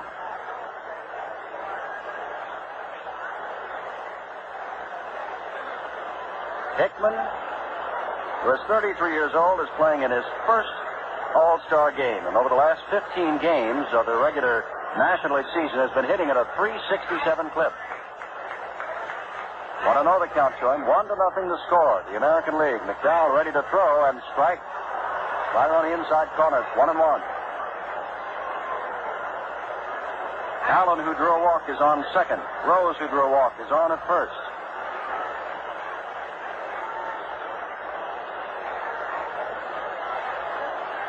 McDowell taking his time. Perry and Stottlemyre, or rather Perry now and McNally, continue to throw. And Dick Dietz and Bill Grabarkowitz begin to warm up a little bit for the National League. They are not pitchers.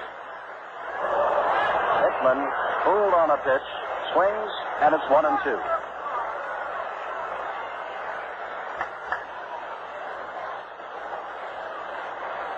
The American League looking for the double play. Allen leads off at second. Rose takes a few more steps off first. McDowell back to throw. Fly ball to short right field. Davy Johnson again goes out and waves everybody away. Taps his glove, and he's made the last 2 putouts. Allen retreats to second. Rose back to first. And Johnny Bench the batter. I think both those last 2 outs show you what the good fastball can do for you. Sam got in trouble. He got himself in trouble. And McDowell just reached back, threw a little harder, threw good fastballs to the next 2 hitters, and got them both to pop it up to the second baseman. Neither Perez nor Hickman could pull the ball, and couldn't keep from hitting the ball on the fifth. Johnny Bench has struck out swinging twice. The last time, it was McDowell who got him. Sam now trying to pitch out of a jam and protect the 1-0 American League lead. We're in the last of the 6th inning of a low-scoring All-Star game. First pitch from McDowell is outside, ball 1. Now, Tony Perez has struck out twice and popped up. Johnny Bench has struck out twice, but he's also gunned down Tommy Harper trying to steal. But the Cincinnati fans would dearly love to see Bench come up with a clutch hit here and at least tie the game. Remember, he has 28 home runs and 79 RBIs. McDowell throws it an off-speed pitch. He swings and misses. Strike 1. 1-1 to Bench. Jim, Sam McDowell is very successful when he uses the change and when he gets it over. And as we said earlier, sometimes he's tempted to use it a little too much. It's only good because of how good his fastball is. And I think if Sam goes to it too often, then he gets a little in trouble. Swings and misses at a fastball this time. It's 1-2. Bench swinging hard. The Cincinnati players love to go for the fences, and you can tell it by the number of home runs they've hit. Perez, for example, 29. Bench, 28. 51,838 looking on at the new Riverfront Stadium in Cincinnati. 1-2 the count. McDowell throws, change, and has him swinging. Bench is struck out for the 3rd time. The first 2 men get on, but then McDowell gets 2 on pop-ups to the second baseman and strikes out the dangerous Johnny Bench. At the end of 6, the American League 1, the National League nothing. That counts. We pause 30 seconds for station identification. Hello again from Cincinnati, Ohio, the brand new Riverfront Stadium. We've had quite a few changes, and we'll give them to you in a moment. The American League 1 run on 4 hits, no errors. The National League no runs, just 2 hits and no errors as we move to the top of the 7th. Boog Powell will be the batter. But Dick Dietz of San Francisco is in to catch, replacing Johnny Bench, who struck out 3 times. Bill Grabarkowitz of the Dodgers replaces another Cincinnati Red, Tony Perez, at third base. Bud Harrelson making his first appearance also as an All-Star, as are Dietz and Grabarkowitz, goes in at shortstop. So it is Allen at first base, Menke at second, Harrelson of the Mets at short, Grabarkowitz of the Dodgers at third, Dietz behind the plate, Perry still the pitcher, Hickman in left, Gaston in center, Rose in right.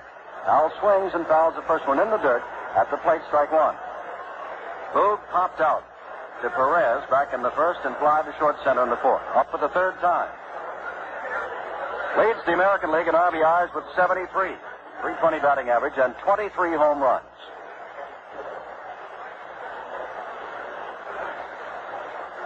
Big pitch way outside and then dropped by Dick Dietz. Dietz was given a $90,000 bonus from the Giants. This is his fourth full season with San Francisco. Last year he hit .230, but is having a great year this year. And his fourth in the National League in RBIs, making his first All-Star appearance. 1-1.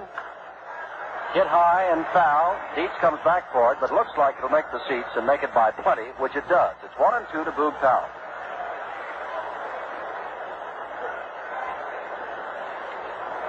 Only a right-hander is going now, and it is Jim Perry, the brother of Gaylord Perry, down in the American League bullpen, and a fellow by the name of Gibson, first name Bob of St. Louis, warms up in the National League bullpen.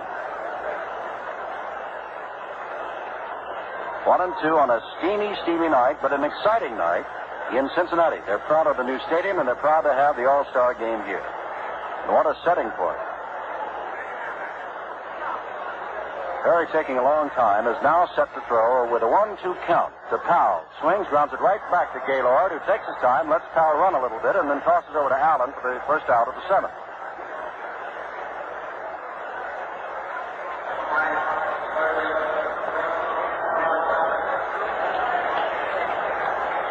Up for the first time is Brooks Robinson, who went in to play defense, replacing Killebrew. Robinson, of course, has been in many All-Star games before. Third baseman, Golden Glove winner many times over with the Baltimore Orioles. Been in 13 All-Star games before.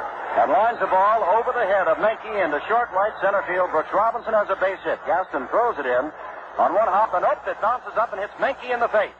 Dennis Menke on that hop off that artificial turf is hit in the face on the relay throw from Gaston. Harrelson is over, and the trainer goes out. And Gil Hodges now goes out along with Leo DeRocher.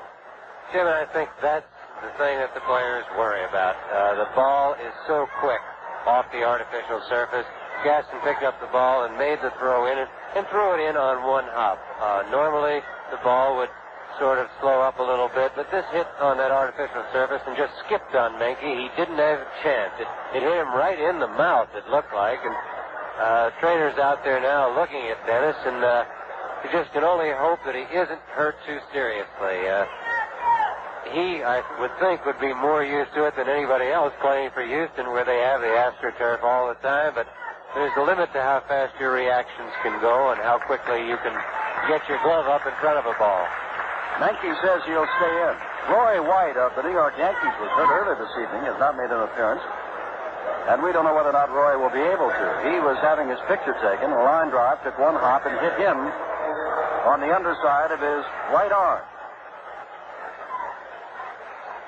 Well, there's only one man in Major League history that has won batting titles his first 2 years in the Major Leagues. His name is Tony Oliva, and he's at bat now, hitting at .282. Left-handed swinger from the Minnesota Twins to face Perry with Brooks Robinson down at first base. 1-0 the American League. Gaylord Perry is ready and throws outside. Perry now working with the battery mate of his, Dick Dietz.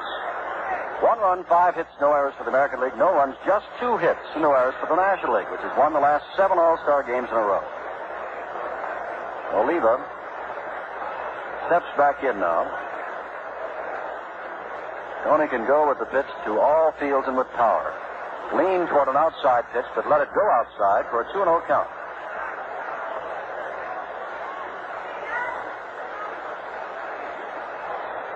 Tony came up in 1964, won the batting title as a rookie, then won it again in '65, and since then has been second twice and third once, despite some injuries.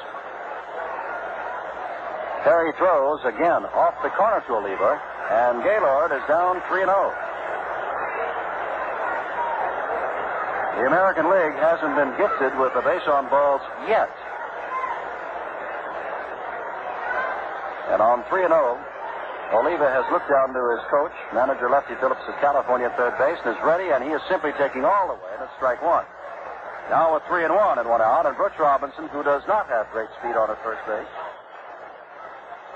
Oliva takes time to step out to look down at Lefty Phillips.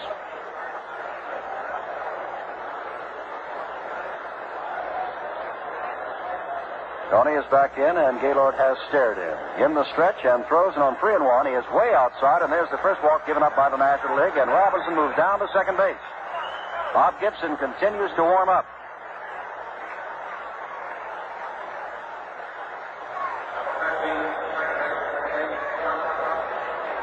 Perry has given up 3 hits and the only run of the ball game and struck out no one, and now he's given up his first walk. And Davy Johnson is starting because Rod Carew of Minnesota, who was voted as the All-Star second baseman, is injured, is up. Davy is fly to right and fouled out to the second baseman. Ball outside from Perry, and Gaylord kicks up dust at the mound. He didn't think it was a ball. 1-0. Robinson on at second, Oliva on at first. The American League won, the National League nothing. We're in the 7th inning. Perry ready to throw again. Sidearm pitch this time, and he has missed again just off the corner and stares in at Al Barley. I don't think Gaylord Perry is too happy about the call on those pitches. But there's always a tendency on all pitchers when you're in trouble to want everything. And a pitch that you'd want when you're in trouble, you just sort of ignore if it was called a ball with nobody on. 2-0 right down the middle, and it's 2-1.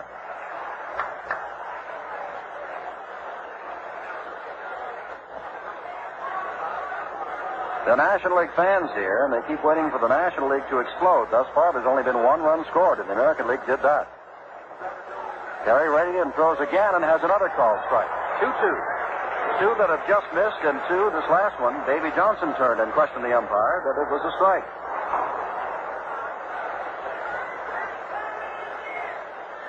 Only run of the ball game, driven in by Carl Yastrzemski, who singled for his second hit of the night. He is also sent the center fielder very deep to the wall. Next pitch by Perry misses, and it's all the way on Davy Johnson, 3-2 with 1 out. See whether they're running or hanging close. On 3-2 with just 1 out. Ralph Houck walks over and says something to Oliva at first base. Houck, the coach at first. Perry staring back. They are not running on the pitch. Unintentionally fouled by Johnson. So it's still 3-2.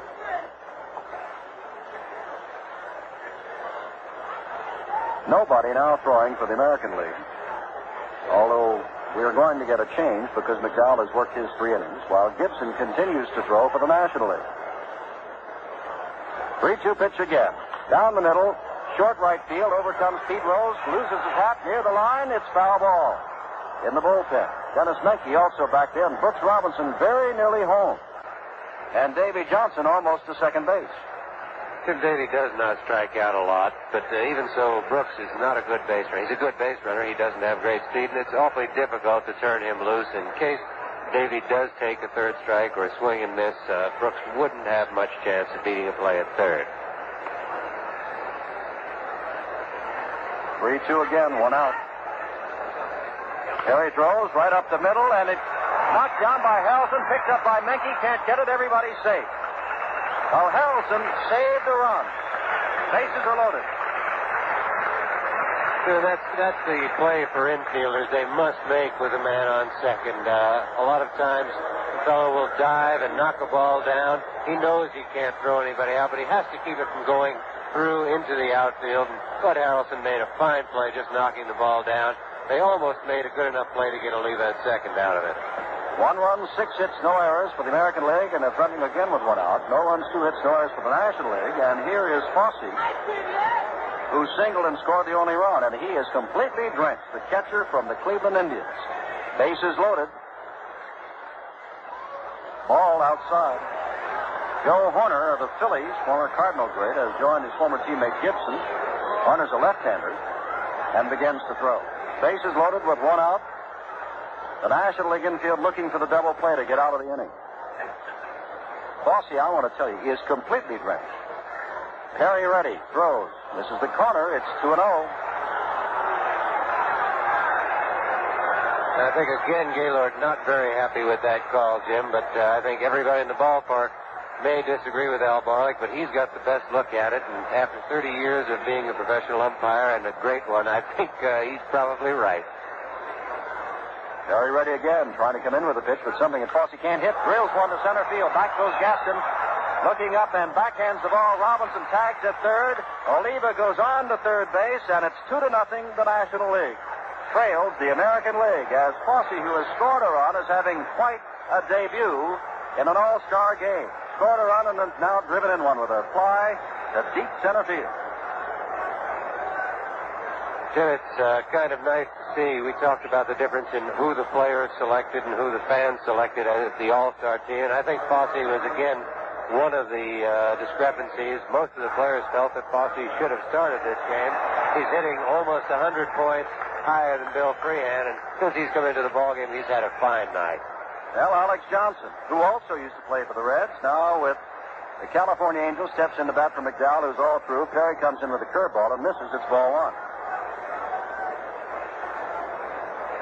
Johnson having a great year, hitting at .328.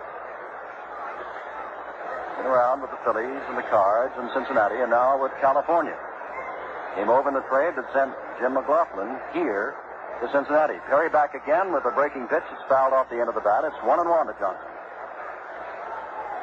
Davy Johnson is on at first base. Alex Johnson is the batter. While over at third base is Tony Oliva.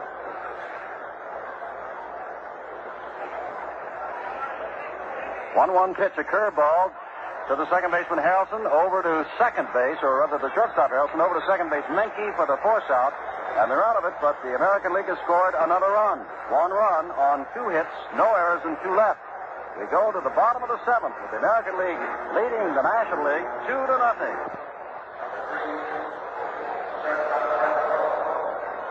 Earl Weaver making all his defensive moves now. Amos Otis is actually the only real center fielder on the American League squad. And Carl Yastrzemski, who's just recently moved to first, has been playing it like he's played it all his life.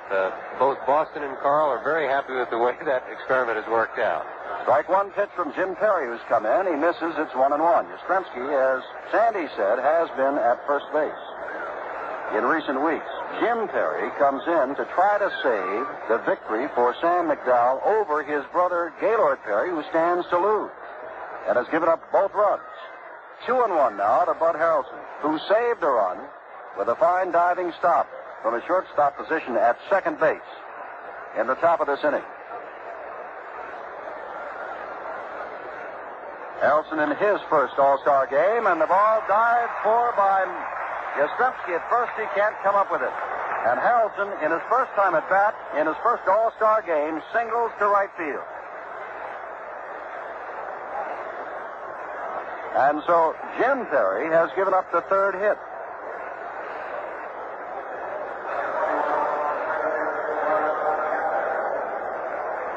Harrelson was hitting .266.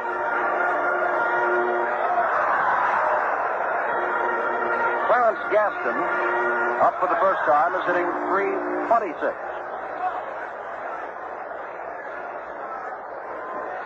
Gaston of the San Diego Padres, what a story he's got, because he was the 30th and last player to be picked by the Padres in their draft to get a team last year, and here he is in the All-Star game.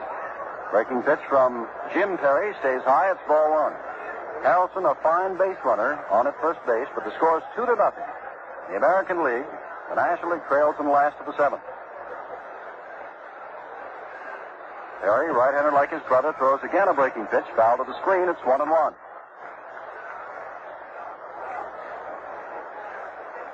Looking down into the presidential box area, President sitting there with his coat on, and no matter what weight coat it is, I'm sure he is quite warm.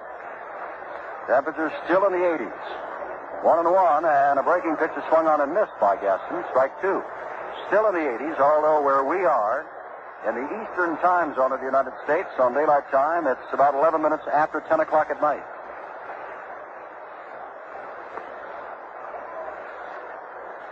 Perry ready for the 1-2 pitch. Harrelson on at first base. Harrelson blesses it to go. Fastball is inside and rather high. It's 2-2.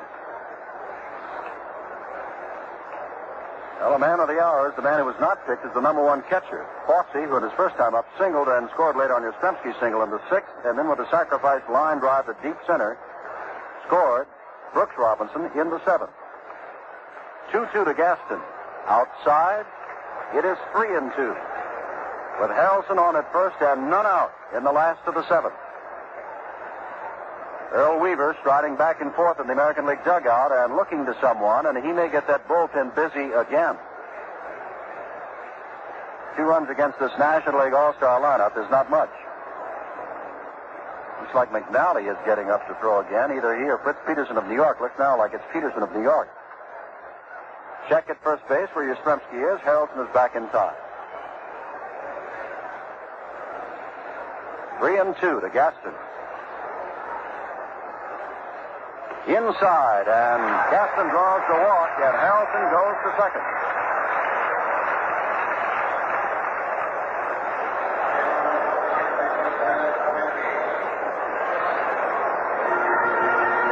Catfish Hunter, in the unmistakable green and gold of Oakland, a right-hander, has joined Peterson, the left-hander of New York. Dennis Menke, who walked his last time up and also took a short hop throw from Gaston that hit him in the face, is the man up.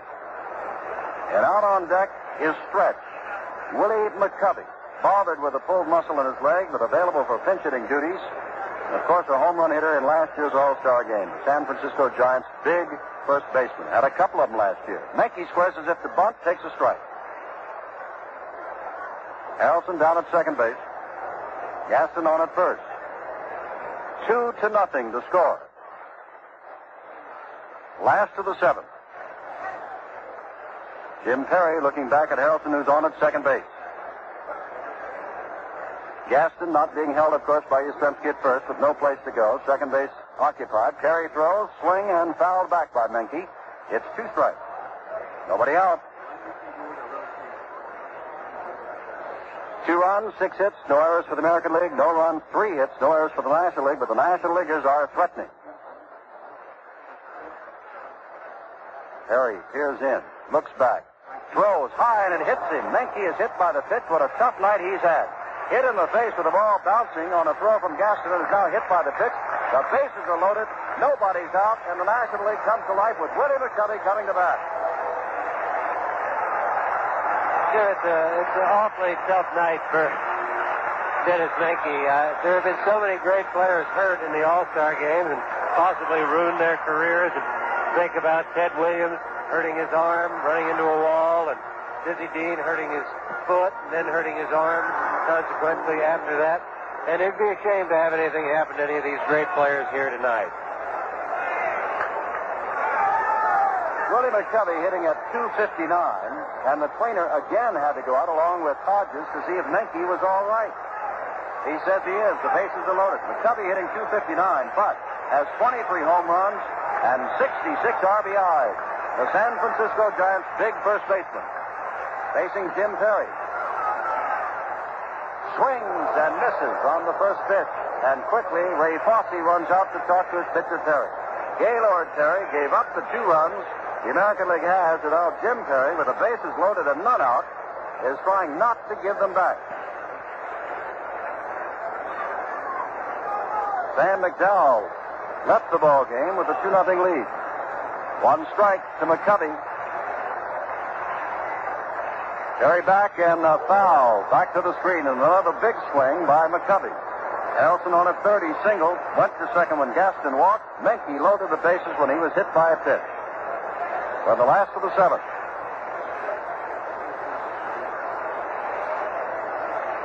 The National League, for that long, long streak of wins in the All-Star game, tries to come back. McCovey, a slow roller, charged by Aparicio, tags one man, throws on to first, double play, and a run scores. Harrelson scores. I think Menke was a little confused on that play and did not pick up the ball. If he had, he would have known that he had to stop and make Aparicio come and get him. Dennis ran into the tag. I think he was trying to get to second base to break up a double play, thinking Aparicio was going to toss the ball to the second baseman. And Dennis knew that he had to break up the double play because of McCovey's bad leg. But instead, he just ran right into the tag by Aparicio, and it was an easy double play. 2-1 the score. Gaston, the tying run, is on at third base, but 2 are out now, and Allen, who is hitless on the night, swings at the first pitch and misses, strike 1. Allen flied deep to right in the first inning, lined to the second baseman in the third, and walked on a 3-2 pitch in the sixth. Perry has given up 1 run now, comes back inside and low to Allen, and it's 1-1. Perry got in trouble, giving up a base hit to the first man he faced, Harrelson, walked Gaston, and again in trouble when his wildness forced him to hit Menke. Double play is allowed a run to score with Gaston on at third base.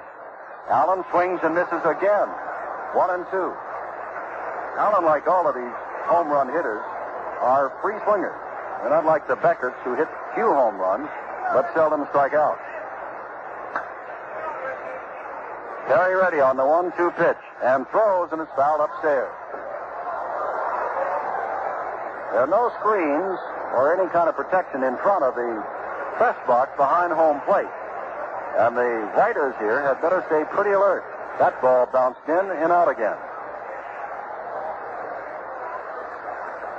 Perry ready to throw. 1-2. It's low and in the dirt. Picked up by Fosse. Oh, Fosse is going to lose a few pounds tonight. Catching as he is behind the plate. Completely wet. But I'm sure at the moment completely happy. He has done quite a job. 2-2 now. Allen trying to get the tying run in. Jim Perry ready to throw and throws low and away. And we have a full count again. With Charlie Hustle, Pete Rose kneeling on deck.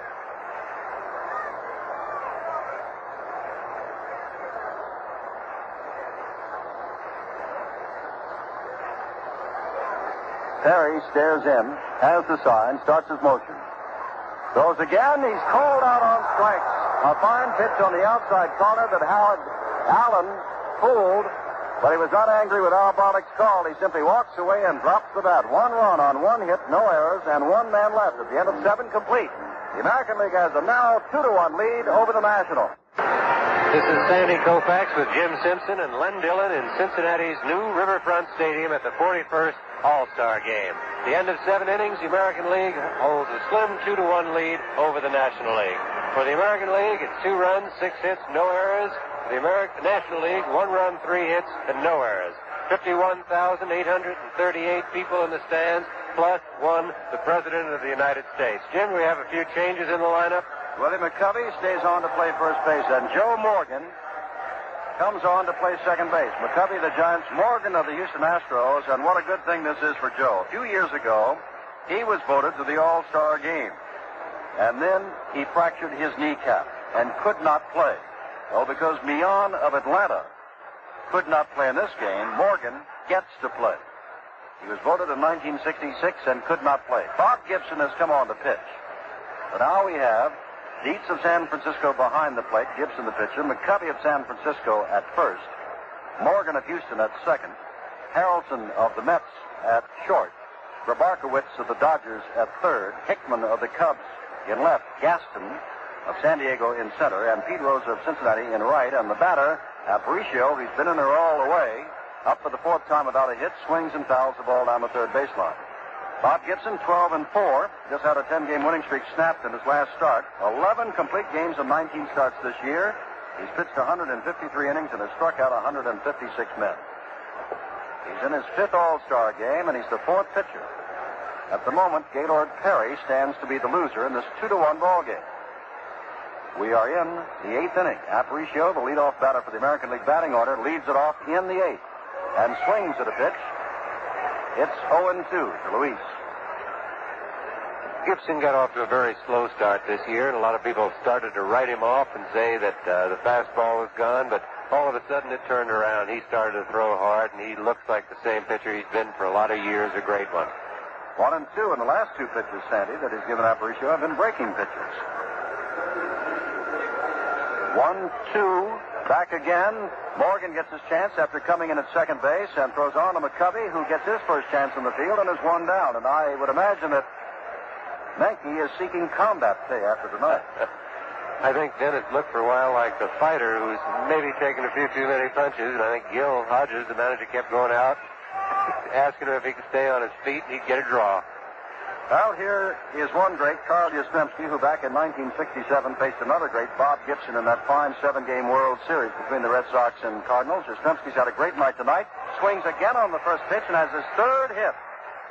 Rounds first base, Rose in right field, fires on to second.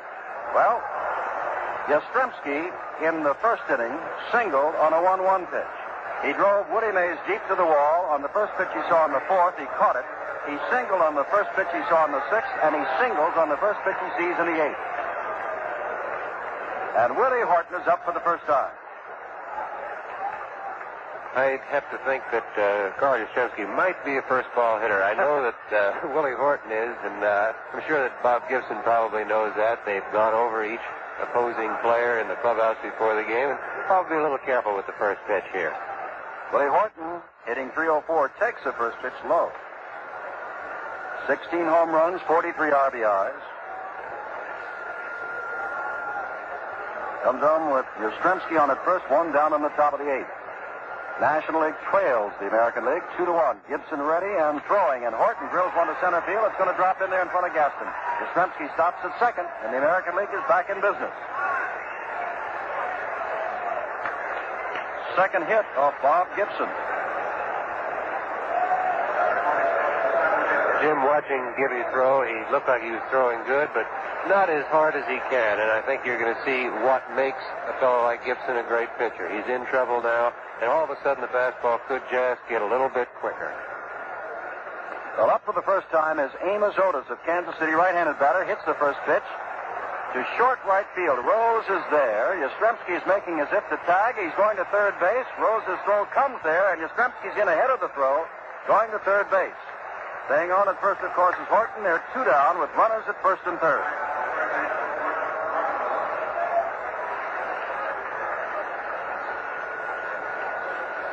Otis, who was up last time, Zane and I saw get into a triple play a couple of weeks ago on a ground ball. Now the batter is Brooks Robinson, who singled his first time up back in the seventh and later scored on Fosse's sacrifice fly to center. Gibson throws hard this time. Robinson drives Gaston back. Gaston on his horse. It'll be over his head, bounding against the wall. Yastrzemski scores. Horton is on his way around third base. He'll score. On the way to third is Brooks Robinson, and he's in with a triple. Robinson 2 for 2. It is 4-1, the American League. Given, I think all the players that hitting against Gibson have swung at the first pitch and hit the ball fairly well. You just wonder if possibly they haven't found out something, or maybe just Bob is just throwing the fastball. It's hard to tell from up here, but he's gotten hurt almost every time on the first pitch. Well, he's given up 3 runs on 3 hits, including the first extra base hit of the night. 3 hits and 2 runs, and the score is 4-1. Bob Gibson had that long winning streak of 10 just snapped in his last start, and the American League has jumped on him in a hurry tonight. Oliva swings on the first pitch and drills it high, but to short right field. Pete Rose simply walks it, now trots in and takes it for the third out, but Gibson is touched up. 2-run score on 3 hits, no errors, and Robinson left at third base in the middle of the 8th inning. The American League 4, the National League 1. 6. The score at the end of 7.5. American League 4, National League 1. Rose, the switch hitter, batting left against Perry, swings on the first pitch and fouls it off. Robinson is going over near the dugout, but it's going to be in the first row of seats as Robinson falls over the rolled-up tarpaulin over there, but is all right. Gavarkowitz of the Dodgers on deck, hoping to get up, and will get up for the first time in this ballgame. Time running out on the National League. Earl Weaver, manager of Baltimore and the American League All-Stars, said he's going to break that 7-game streak, and at the moment he's got a 3-run lead with time running out in the last of the 8th. Perry's ready, throws outside and low to Rose, and it's 1-1. Pete was up once before and walked back in the 6th inning. Jim Perry of Minnesota throws outside and high this time. It's 2-1 to Rose. 4 runs on 9 hits, no errors for the American League. 1 run, 3 hits, no errors on the National League. And the run that scored on a double play. Therefore, nobody gets the RBI. 2-1 pitch.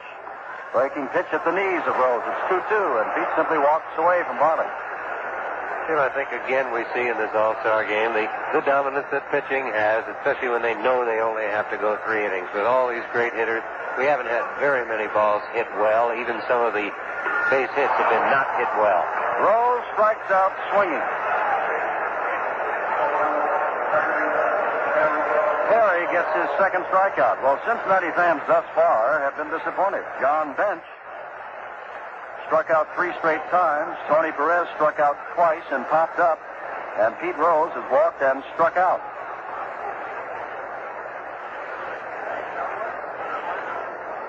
Merito pitched fine. First pitch now to Grabarkowitz, so the Dodgers up for the first time. This ball one outside. Sure, I think we're also at the point in the ball game where you have to look at the pinch hitting possibilities. The National League has no more left-handed pinch hitters left to come into the ball game. Only Clemente and Joe Torre have not yet appeared.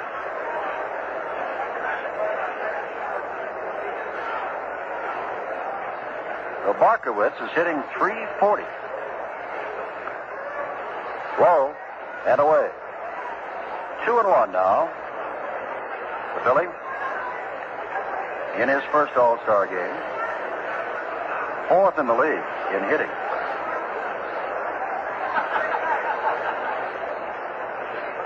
Very ready again. Hits this one high to short left field. Horton was playing deep, still on the dead run. Now says he's got it and takes it, turning towards second base.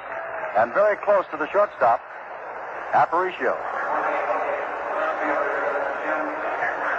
So they're 2 down, and Hickman of the Cubs. As we said before, there's not much time left for the National League, and you can say that again as we've got 1 out to go in the 8th inning. Hunter goes back to warm up again for the American League, having a great year with Oakland. First pitch is high and away to Jim Hickman of Chicago. On deck with his shin guards on is Dick Dietz. 4 runs, 9 hits, no errors for the American League. 1 run, 3 hits, no errors for the National. In the last of the 8th, carries back and throws inside with a fastball and low, 2-0. Ray Fosse, Carl Yastrzemski, and Brooks Robinson have been the big guns for the American League. And their pitchers, Palmer, McDowell, who stands to win, and Perry, have done quite well, giving up just 3 hits. Breaking pitch that's in there for a strike. It's 2-1 to Hickman. Hickman came on, replacing Carty, who started in left field. 2-1 pitch from Jim Perry, and it's swinging strike. It's 2-2.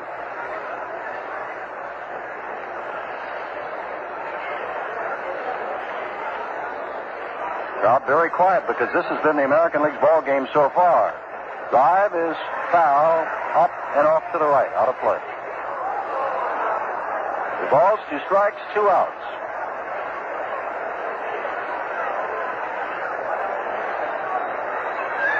Hickman, the right-hander, facing Perry, the right-handed pitcher. Jim is back and strikes him out swinging. Nothing across at the end of 8th. The American League 4, the National League 1. Nope. Back in Cincinnati, Bob Gibson throws to the first batter, Davy Johnson, who is 1 for 3, swinging strike 1. Along with Sandy Koufax and Len Dillon, this is Jim Simpson. Gibson is ready again, throws again, another swinging strike. It's 0-2 to Johnson. Johnson last time was robbed of an RBI when Harrelson at shortstop made a fine dive to stop his base hit from getting on through to the outfield. Gibson throws again a breaking pitch, but it's up high, and it's 1-2. Davy fly to right is also fouled out.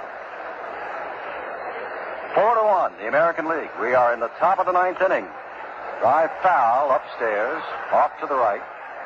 Well, it'll drop in that big field section. They have 4 levels here. The lows, the club level, the plaza level, and the field section. Johnson strikes out, reaching for an outside pitch. That's the first strikeout for Bob Gibson. Tom Seaver, who started for the National League, gave up 1 hit, struck out 4 in his 3 innings. Well, here's Fosse, who has singled and scored a run, and his line sacrifice fly to deep center field scored another. The Cleveland young catcher takes high from Bob Gibson. It's ball 1. Fosse's only 23 years old, born and lives in Marion, Illinois.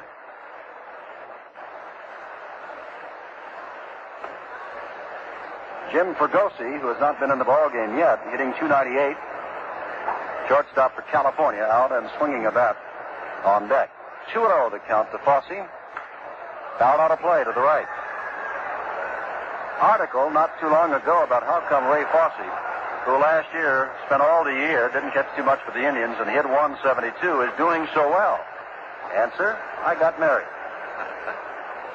2-1, low it in the dirt. 3-1. And Bob Gibson definitely has not been the Bob Gibson we are used to seeing. And certainly not the Bob Gibson that rolled off that 10-game winning streak. They jumped on his first pitches in the 8th inning, picked up 2 runs on 3 hits, including a triple. And now Fosse also runs to first base, drawing the walk. Gibson has walked his first man. Tim, Bob looks like he's having a little bit of trouble with his rhythm. He's throwing fairly well. It's not the overpowering stuff that he usually has, but he's not making his pitches. He's missing with the fastball, he's missing with the breaking ball, and he just doesn't look really too comfortable out on the mound tonight. Jim Fregosi, hitting .298, has an 8-game hitting streak going for him in the regular season, over which time he's been hitting .484. He swings and misses at the first pitch. Right-handed batter, drafted out of the Boston organization by the Angels when they were getting started, and has been with them ever since. 1 strike to him with Fosse at first base. Gibson throws, breaking pitch, it's fouled off to the on-deck batter, who throws it back to Gibson. Well, Fosse, who came on in relief of Freehand, as we said, has singled and scored a run, sacrifice fly, and now in his 3rd time at bat in his first All-Star game has drawn a walk. Pitches outside, and it's 1-2 to Jim Fregosi. 4-1, the American League, top of the 9th inning of the 41st All-Star game. Foul back upstairs. The American League trying to break that dominance of the National League over the last 7 years, and the National League has also won 11 of the last 13 and lead in overall games 22-17 with 1 a tie. The 1-2 pitch from Bob Gibson, big curve, very high, and it's 2-2. Gibson, a native of Omaha, Nebraska.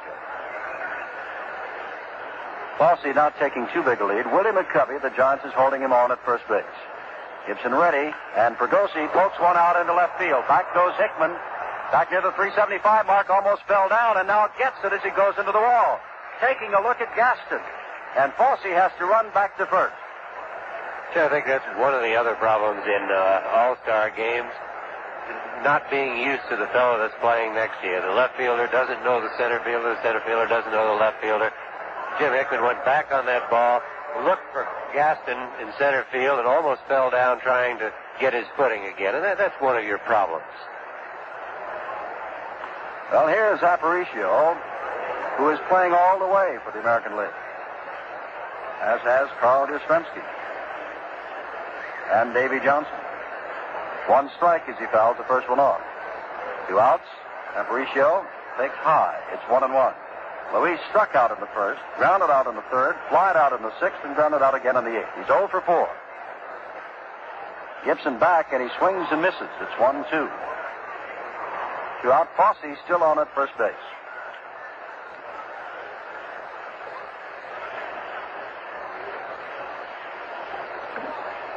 Gibson ready to throw, and Aparicio tried to bunt his way on, but instead bunts it foul for a called strike, or for a strike 3, so it's no runs, no hits, no errors, 1 left. The National League has 1 more chance. We go to the last of the 9th, the American League leading by the score of 4-1. The line score at the end of 8 1/2. The American League 4 runs on 9 hits and no errors. The National League 1 run, 3 hits, no errors. Jim? Well, in the last couple of years, Jim Catfish Hunter of Oakland has won 13 games, and in the 3rd year, he won 12. Already in 1970, he has won 13 ball games, and he's come in to save this one for Sam McDowell and the American League, and to break that 7-game winning streak of the National League. He'll face first Dick Dietz. Aparicio remains in, Davy Johnson remains in, Yastrzemski remains in, whereas Gil Hodges has taken out every one of his starters. Fritz Peterson of the Yankees is warming up just in case the right-hander, Hunter, gets in trouble. Dietz in his first All-Star game, up for the first time from the San Francisco Giants, the catcher, takes a strike from Hunter. Well, here's somebody across the bay from San Francisco. Hunter pitching to a man from across the bay, Dietz from San Francisco. Now Stottlemyre. We've got 2 Yankees in the bullpen. Outside and low, it's 1-1 to Dick Dietz. No Yankee has yet appeared, and we told you Roy White was also hit by a ball before the game in his arm and has not come back to play. It's 2-1 now as Hunter's next pitch is high. Harrelson is kneeling on deck.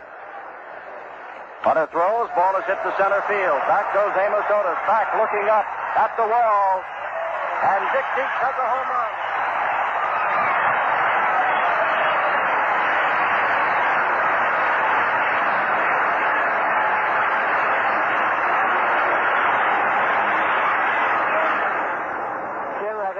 That's the first home run here tonight. It's interesting to me. I wanted to see just how the ball carried in this ballpark, and it seems like it does carry pretty well. Dietz is not a great slugger, not known for hitting the long ball. He hit that ball all the way out in center field. And Harrelson follows up, swinging on the first pitch and lines a single to left field. It's 4-2, the American League and the National League ninth inning. And here comes the National League, and here comes Earl Weaver quickly to the mound. Jim, it's amazing just how quickly a ball game changes its complexion. It looked like there was no problem, 3-run lead. All of a sudden, you look up, and on 2 pitches, the tying run is at the plate in the ball game. And it may be just a little bit of trouble here for the American League. Gaston is on deck. He drew a walk. Weaver is talking along with Fosse, his catcher. 4 runs, 9 hits, no errors for the American League. The National League is not going quietly, however. 2 runs, 5 hits, and no errors. 2 of those hits and 1 of those runs in this, the last of the 9th inning. I think getting the tying run to the plate has brought a little bit of action in the National League bullpen. Claude Osteen, the pitcher from the Los Angeles Dodgers, has gotten up to throw. Gaston of San Diego takes a strike at the knees. That ball cleared just where it says 404 in straightaway center field. Dietz has 18 home runs on the year, and in his first All-Star at bat, he gets a home run. Gaston goes around trying to check his swing. It's strike 2.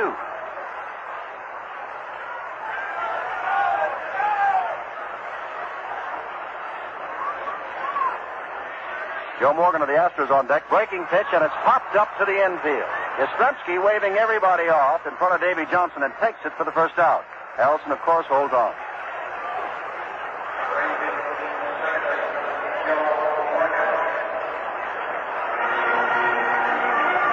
Jimmy, talk about fellows who have had good nights here. So far, it's been in a losing cause, but Bud Harrelson of the Mets has only been upright, has gotten 2 hits, and done a fine job in the field. So there's been a lot of players here tonight who have looked good and proved they're all-stars. Joe Morgan takes a strike from Hunter.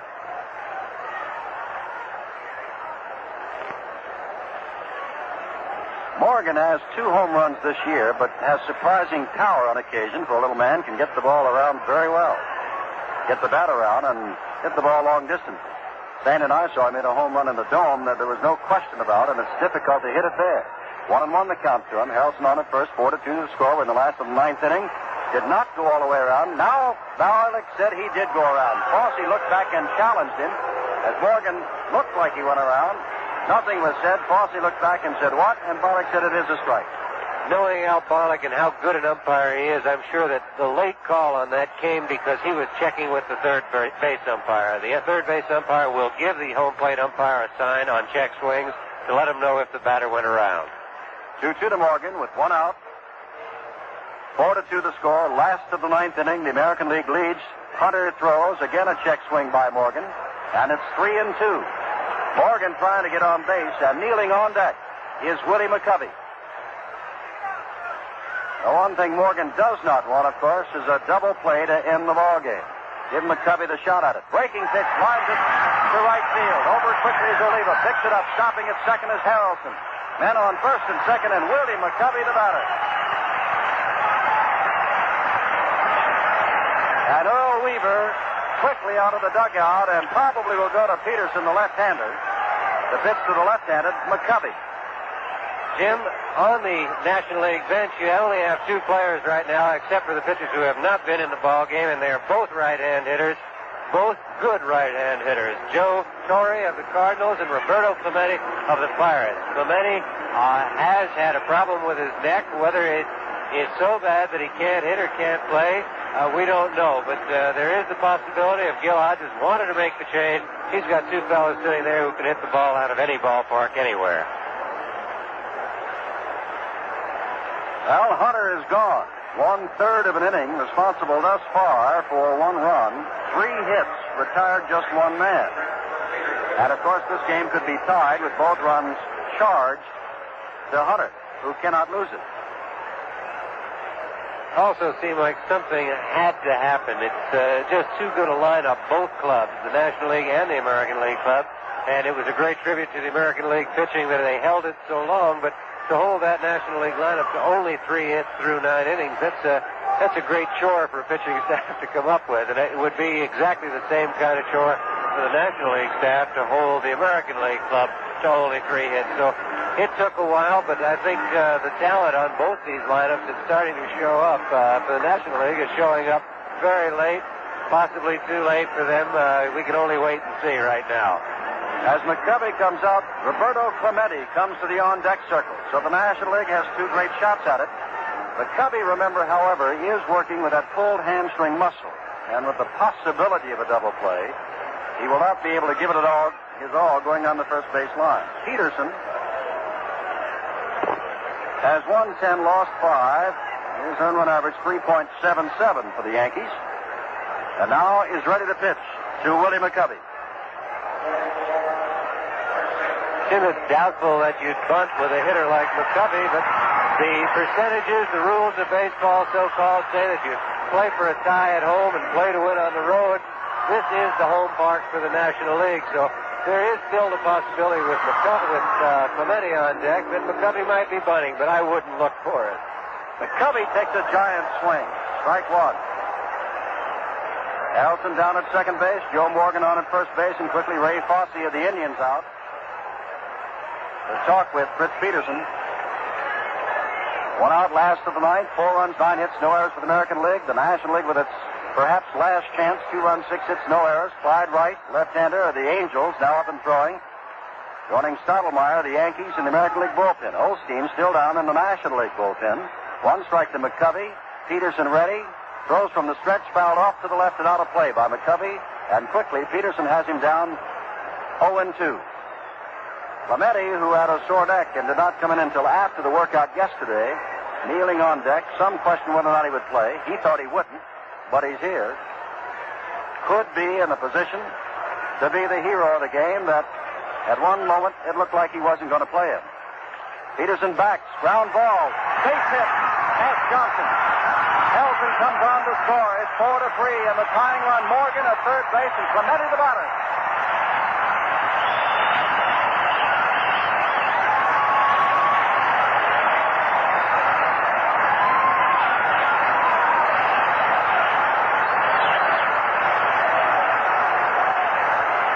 McCovey at first base hit that ball pretty well. He's not the kind of hitter who's going to be intimidated because it's a left-hand pitcher. I'm sure that he'd be the first to admit that it's a lot easier for him to hit against right-handers, but he got up there and hit the ball hard, hit it back through the middle, and right now the tying run is only 90 feet away, and the winning run's at first base, and I would think we may have a pinch runner here for McCovey. Gil Hodges out to talk to him, along with Lum Harris, the first base coach, to find out if Willie can run it all. I would think that we're going to have a pinch runner. It might even be the pitcher, Claude Osteen. Osteen is coming to run. Osteen coming in. McCovey marches off. And Roberto Clemente, with a .355 batting average, comes to bat.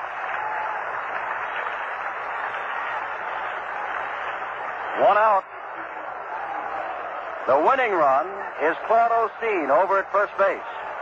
The tying run is Joe Morgan over at third base. 1 is out, and Earl Weaver is out of the dugout. And marching toward the mound with a side trip to look at Fosse, calling him. The American League Baltimore manager really wants to win this one. And with Clemente, a right-hander up, he might be going to the percentages, and to Stottlemyre out in the bullpen. I would think definitely that he'll go with Stottlemyre.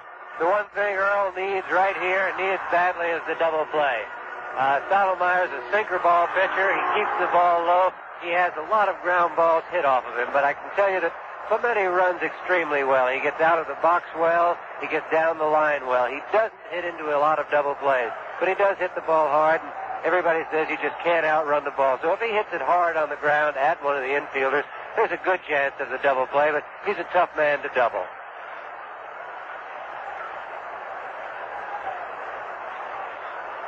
Well, Stottlemyre comes in. He is the 6th American League pitcher, and he is the 3rd in this, the 9th inning. We pause 30 seconds for station identification. Stottlemyre in the ballgame now, as we said a little bit earlier, is a good low ball pitcher. He keeps most of his pitches down. He has a sinking fastball and a good slider and curveball, which he'll try and keep down. I think in this inning here, you'll probably see the American League play in a little bit at the corners and deep at short and second. They'll go for the double play if the ball is hit to the second baseman or the shortstop. I would think they'll go to the plate if it's hit to the first baseman or the third baseman. It's the ninth inning. You're on the road. You don't want to allow the other team to tie the ball game, because once you go into extra innings, well, the home team has got a great advantage. Morgan, of course, has fine speed at third base. Clemente, he'd only hit a ball to the outfield, perhaps, to score the tying run and send this, the 41st Major League All-Star game, into extra innings. Clemente hitting at .355. Stottlemyre with an 8-8 record in the throw and throws. The ball is bouncing around in front of Fosse, gets behind him, but he finally digs it out. Ball one. Yeah, I think that was a big break right there for the American League. I think that ball got by Fosse. I think it hit Al Barlick, and that's the only thing that kept it from going all the way to the backstop. So that was a big break for the American League. We could have had a tie ball game with the winning run in scoring position just as quickly as anything. Stottlemyre, of course, has been a 20-game winner over the last 2 years, 3 of the last 4 years, 8-8, as we said, this year. And the second Yankee pitcher in this inning. 1-0 the count to Clemente. 1 out, last of the ninth, 4-3. Blown away. It's 2-0. Here, I think in this situation you also run into another problem. With the double play in order, both your second baseman and your shortstop have to cheat just a little bit so that they can make the play. And they're both bunched around second base. So if Clemente pulls the ball or hits it to right field, it's got a chance to go through. Took a big swing, fouls it back. It's 2-1. Kneeling on deck, winner of the National League batting championship the last 2 years in a row, Pete Rose. 4-3. We are in the ninth inning, and this ball game, which cruised along strictly in the pitcher's hip pocket for a long while, is now broken open, and it's 4-3. With most of the scoring done since the seventh inning. Back again with a high pitch. Breaking pitcher did not come down. It's 3-1 to Clemente. And he looks down quickly to Leo DeRocher, who just gives him a fist and claps his hands. Clemente can hit anything near the plate, over the plate, or not so near the plate. Notorious bad ball hitter, but a great hitter. The 3-1 pitch, he swings at it, and it looked like it was in on him, but he fouled it back. And now asks for something to get his hands. It is very moist and humid, to get his hands dry and perhaps stickier. The humidity is very high, the temperature is very high, and has been all day and much of the evening. So now, 3-2 and 1 out, the tying run at third base, the winning run on at first. And a 4-time National League batting champion, Roberto Clemente, at the bat, facing a 3-time 20-game winner, Mel Stottlemyre. Stottlemyre is ready, a drive out of the center field. Over comes the center fielder, Otis makes a fine catch, but here comes Morgan. We've got a tie game.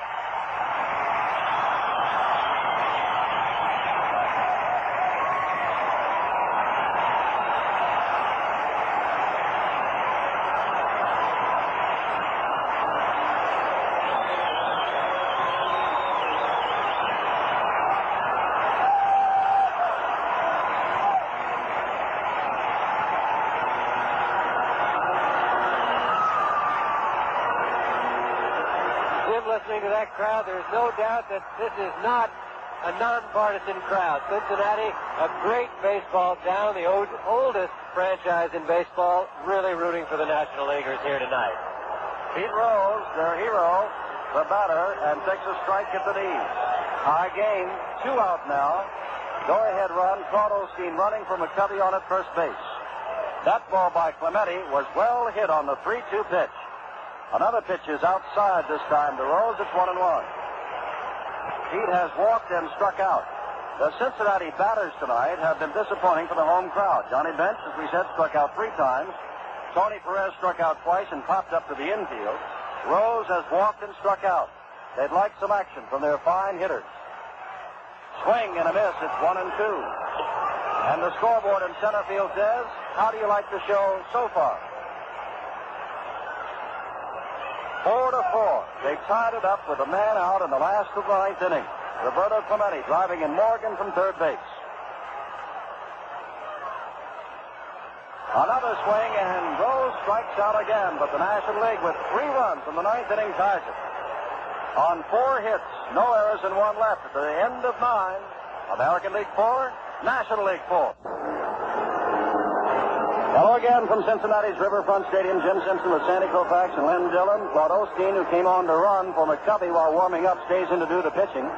Jim Hickman has come in from left field to play first base. Pete Rose has gone from right to left, and Roberto Clemente, who tied the ball game up, has gone into right field. Jim, right now you'd have to say that the National League does have a little bit of an edge. As soon as you go into extra innings and you're tied, it's just a great advantage to the home team. It becomes sudden death for them. If the American League can score here, well, the National League still has another chance. But anytime the National League can score, if they can hold the American League down, it's a sudden death victory. And it's a nice feeling when you're at home and you're in extra innings. Well, Earl Weaver made all of the moves, Sandy, trying to pull the victory out for the American League the first time after 7 straight years, but he doesn't have it yet. It's 4-4. Here's Yastrzemski, who the last 3 times up has hit the first pitch, one deep to center field, the other 2 for singles. Claude Osteen to do the pitching, and this time he can't hit the first pitch. It's in the dirt and through the legs of the catcher, Dick Dietz. Yastrzemski will be followed by Willie Horton. We are in the top of the 10th inning. 4-4 the score. No score until the American League got 1 in the 6th. The National League got 3 in the last of the 9th. Yastrzemski grounds one. Hickman backs on it. Osteen comes over quickly to cover first. Almost missed the bag and had to swoop in on it, but does for the first out. Looked like Claude might have got just a little disorientated with that baseline. I would think that it might be a little difficult to get yourself lined up. Most of the time, the pitcher likes to cut over to the baseline and then try and run parallel to it. And here, with all that green, it looked like he had a little trouble finding it. At bat now, Willie Horton, who singled the last time up and scored one of the 2 runs in the 8th inning off Bob Gibson. Well, this game now belongs to Claude Osteen and Mel Stottlemyre. An outside pitch to Horton. It's ball 1. Horton, of course, has great power. Willie made the news by the other day, well, I guess it's been a week or more now, that he gave a big cookout for the ground crew at the stadium. Here's a drive to deep right field. Clemente going back, looking up. Off the wall, plays it there. Horton goes toward second base, and that's one of the longest singles you'll see. Clemente with that rifle arm fires it in, playing it off the fence. And Horton has a long single about 385 feet away. Sure, I think in addition to his great arm, Roberto Clemente could possibly be a billiard master if he put his mind to it. I've never seen him play a ball off the wall and be in bad position. He catches balls off irregular walls. He's always in the right place, and he has made some of the longest singles look pretty futile when base runners try and go for 2.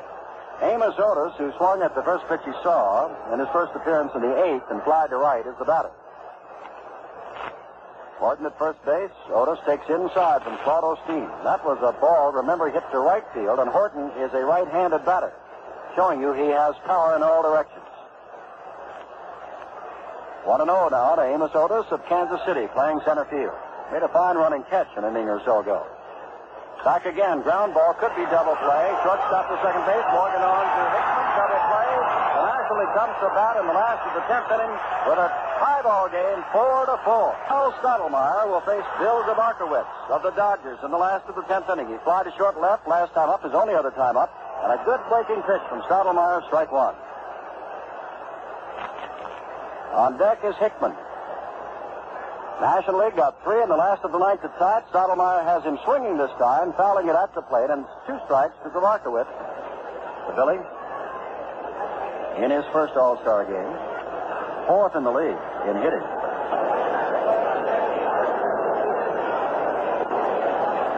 Zabarkowitz is hitting .340.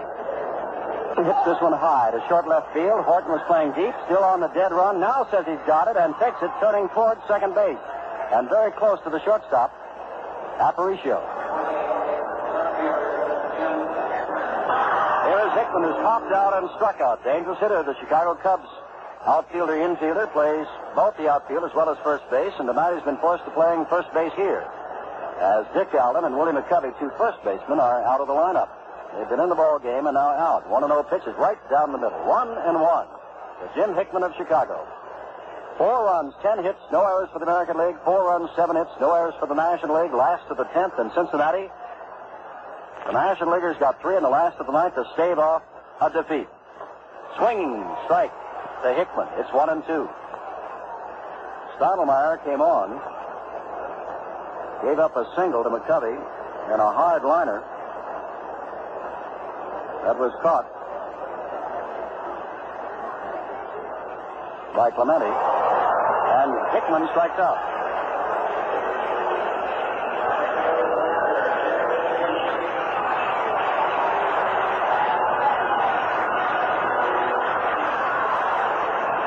Stottlemyre has now struck out 2.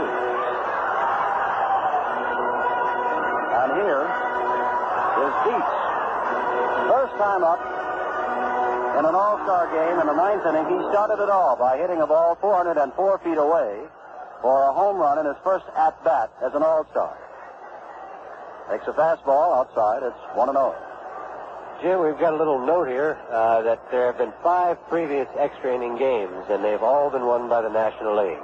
Last one was that 15-inning affair. There's a line drive right to Davy Johnson at second. It's all over. That last one in 1967 won by Tony Perez. No runs, hits, or errors. At the end of 10, we've still got a tie ball game, 4-4.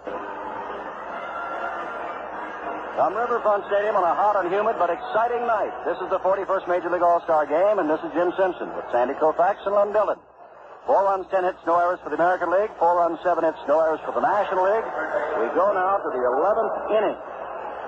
And Brooks Robinson, who has singled and scored a run and tripled in 2 in the 8th inning, is the batter as Clyde Wright begins to warm again for the American League.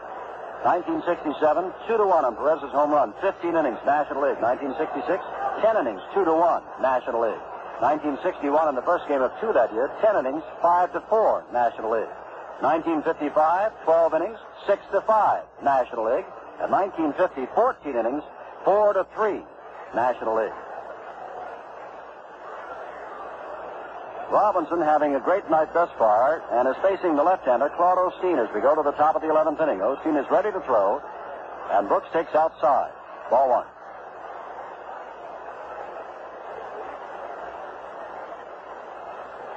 Robinson, right-handed batter, waits for Osteen, the Dodgers' next throw, again outside. It's 2-0. Well, there are not many people, when you start to maneuver now, Sandy, that either manager has left with which to maneuver.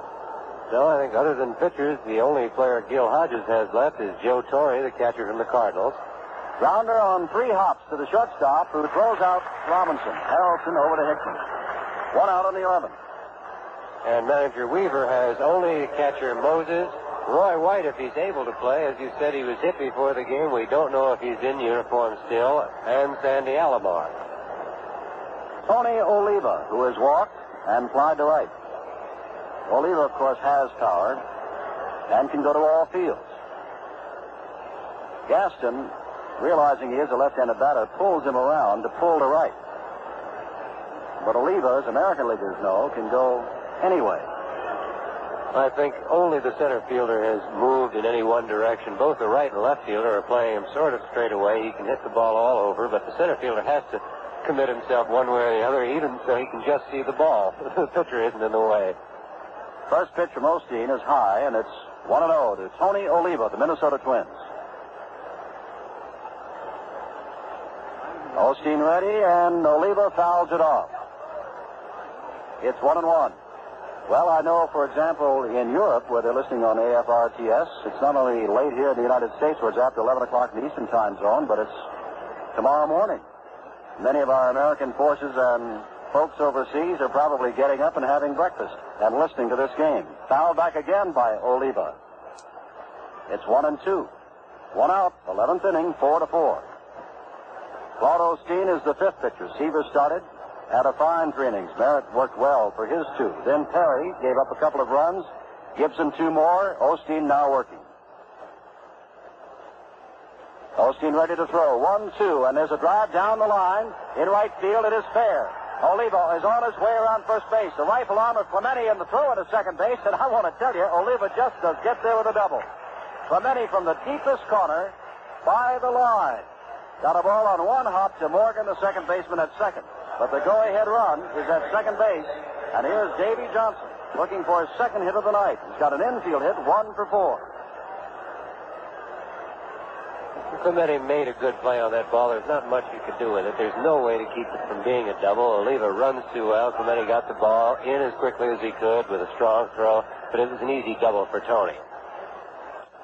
Davy Johnson, right-handed batter, trying to get Oliva around, ground ball. Oliva has to hold up. Charging in from third base is Grabarkowitz, throwing on to Hickman at first, and Johnson is out, and Oliva has to hold on.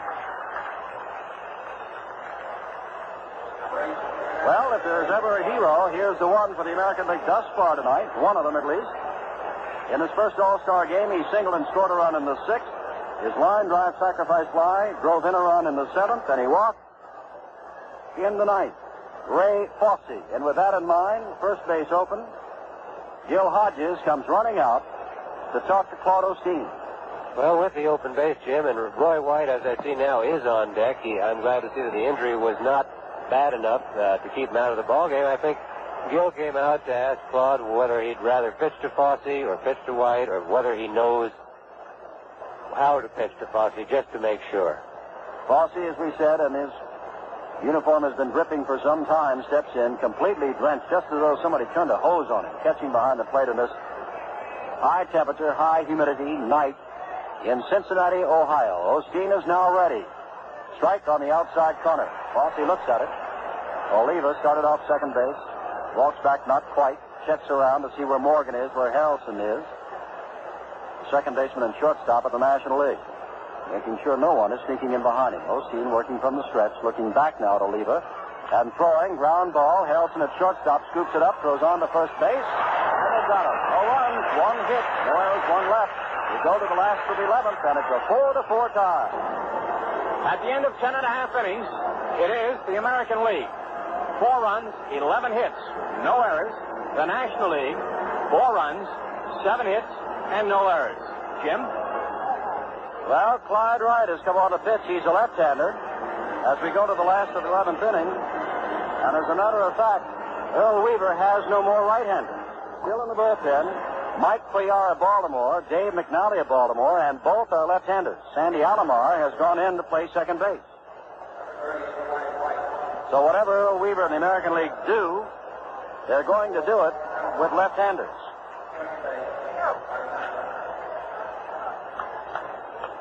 Clyde Wright, 27 years old, born in Johnson City, Tennessee. He was 1-8 last year, believe it or not. This year, he's 12-6. And he's going to face a fellow that's having a good night, switch hitter Ken Harrelson, who has 2 hits and has scored 2 runs. Horner, a left-hander of the Phillies now, warms up for the National League. Harrelson with a .266 average.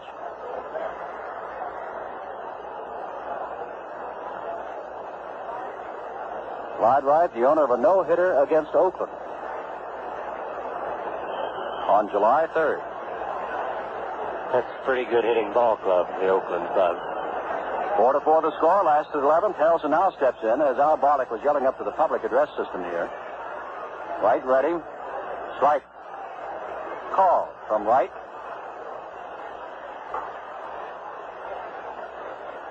Well, this has been quite a ball game. The National League came up with 3 in the last of the 9th, and here we are, 4-4. There's a drive down the line, but it's pulled foul, and Harrelson doesn't hit him much better than that. He really got around on that ball.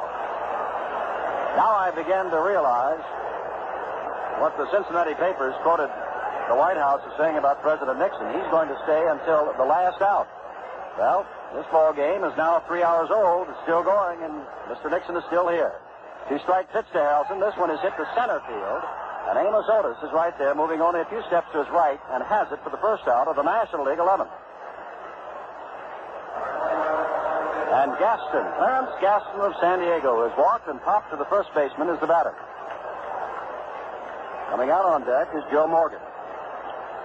Sandy and I had pointed out there's not much maneuvering to be done here. Sandy Alomar is now in the ball game. Moses has not yet played.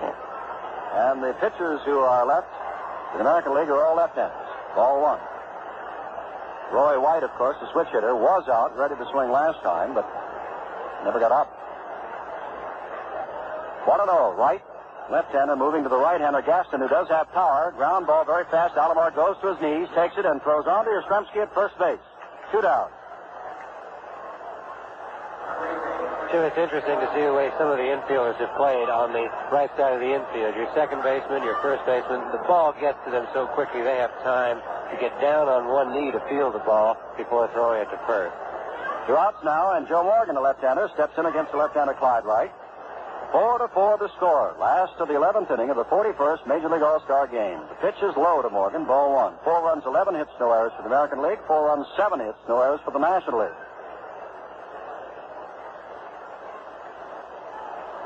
Right back and throwing low again.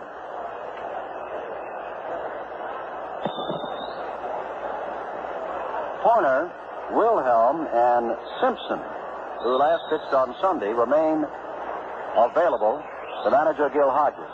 2-0 pitch, again low from Wright. And suddenly he's lost the touch and has thrown 3 low pitches, and it's 3-0 to Joe Morgan.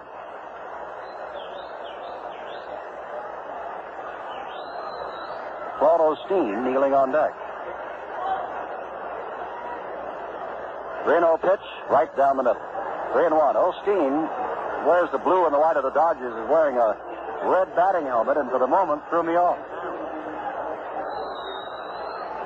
3-1, right, ready to go again.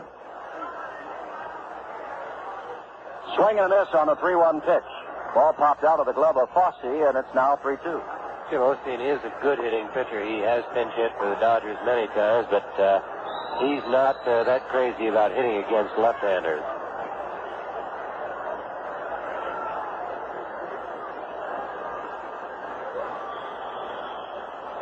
White with the long wait, now ready on 3-2. Ground ball, it's fouled. Skips past Luman Harris, the coach at first base, picked up by the bullpen catcher in the National League bullpen. So it is still 3-2 with 2 out in the last 11th inning. The crowd for the moment very quiet at Riverfront Stadium.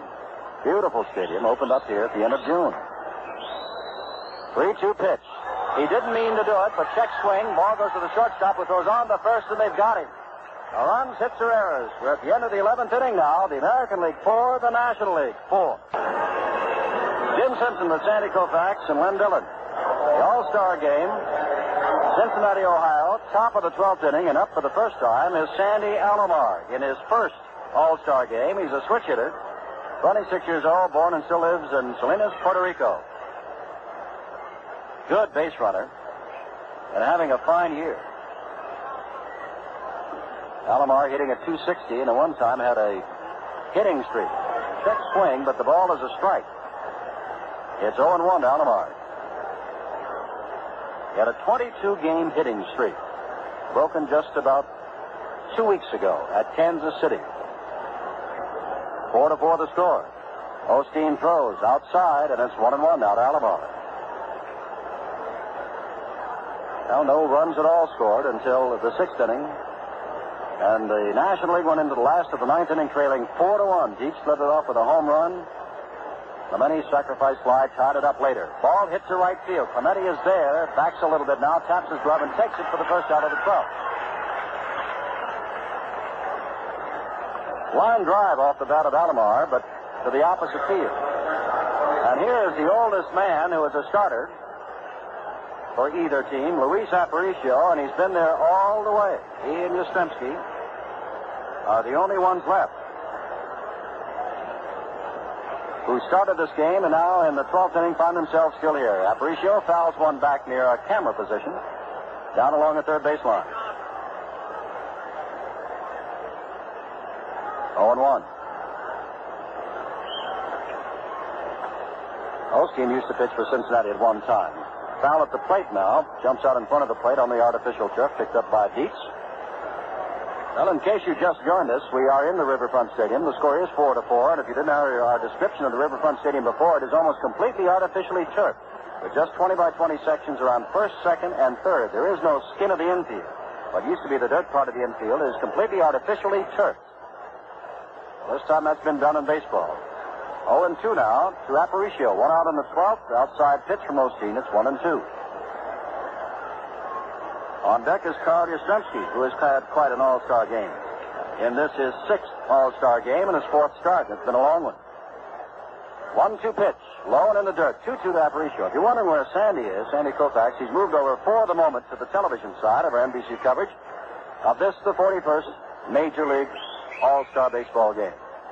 2-2 now to the right-handed Luis Aparicio, 36 years old. Swings and rips one toward the American League dugout, bounces off the fence, and will be secured down the left field line by Russ Getz, an umpire of the American League. Osteen wiping his brow using the back of the sleeves, wearing the long sleeves tonight. Throws now, drive to center field. Gaston started in, now just waits there and takes the line drive for the second out. Two balls have been hit hard off Osteen, a liner to right, now a liner to center, but he's gotten both of them in out, and here's Yastrzemski. Yastrzemski singled in the first, hit the first pitch, and backed Willie Mays to the center field wall before he caught it in the fourth. Singled in the sixth, singled and scored a run in the eighth, and grounded to the first baseman in the 10th. Yastrzemski has 21 home runs this year, but it's a left-hander against a left-hander. Did he take a swing? Goes to his left knee. Big, hard swing, trying to perhaps end it and miss the 12th inning.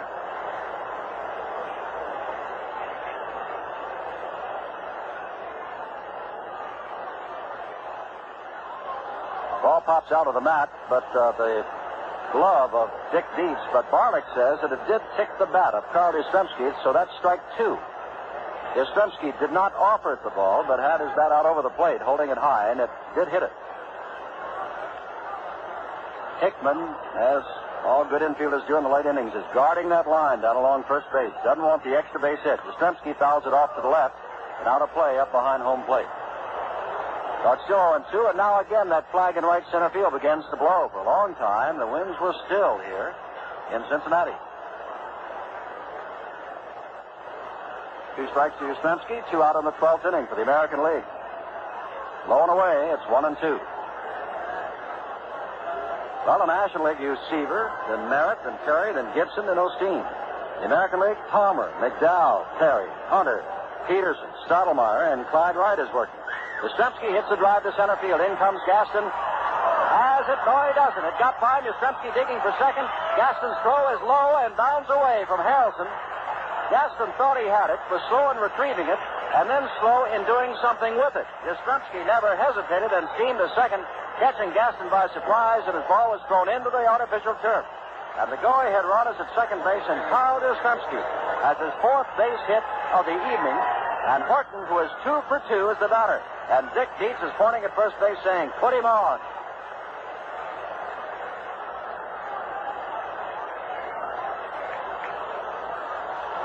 Oh, they're going to put Woody Horton on. Home run threat. Trying to get to Amos Otis, the youngster from Kansas City, who was fly to right and hit into a double play.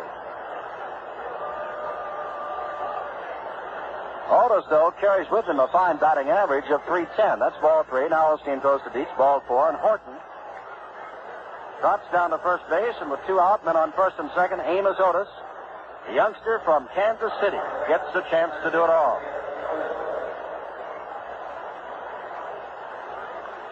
Third walk given up by National League pitching. This one, of course, intentional.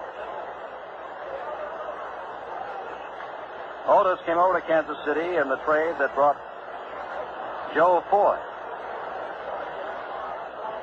to Kansas City. Right-handed batter. 23 years old. Drive to right field. Clemente started in, now goes back, puts his glove up, and one-hands it for the final out. Osteen in a lot of trouble, and got out of a lot of trouble. No runs, 1 hit, no errors, 2 left. In the middle of the 12th, it's 4-4. Jim Simpson with Sandy Koufax and Len Dillon back in Cincinnati last of the 12th, and Joe Torre is the batter, and this is the last man that Gil Hodges has to use aside from pitchers. Clyde Wright, the pitcher, and throws. It's outside. Torrey hitting at .307, 10 home runs, 47 RBIs. And, of course, he plays now with the St. Louis Cardinals. Has been a catcher, first baseman, and a little bit at third base. The 1-0 count from Wright misses. Yastrzemski's 4th hit ties an all-star game record. Joe Medwick had 4 hits in 1937, Ted Williams in 1946, add the name Carl Yastrzemski in 1970. 2-0. Pitch is inside, and as Wright, when he ran into trouble back in the 11th inning and began to miss with Joe Morgan, his pitches were all low. 3-0 now, and he hasn't come up to the waist yet of Choi. He's been down by the knees or lower. Comes down with the automatic strike this time, chest high. It's 3-1. Choi looks down to DeRocha to see what it is he's supposed to do. 4-4. We're in the last of the 12th. And as Sandy pointed out, and as you know, I'm sure, being the last of the 12th, the last of any inning, the National League has the advantage. 1 run, and they've got it. Drive, Robinson is handcuffed by it, but the good third baseman throws. What a play! Yastrzemski went high in the air. He was off the bag and leaped in midair and tied Choi as he went by. John Rice called Choi out. Joe had something to say, but goes back.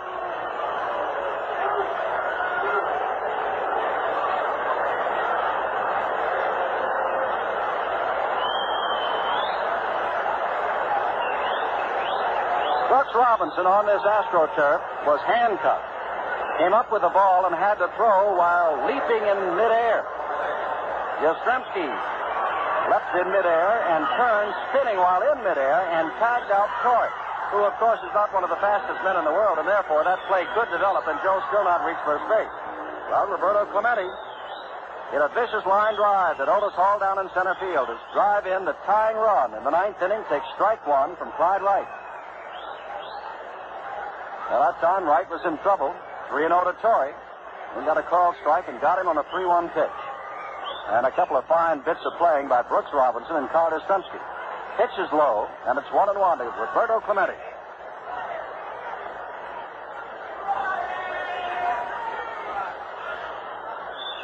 Clemente, a .355 hitter in the regular season. Hits it off the fists, and it's picked up by Sandy Alomar, who throws on to Yastrzemski, and a 2-out in the National League 12th.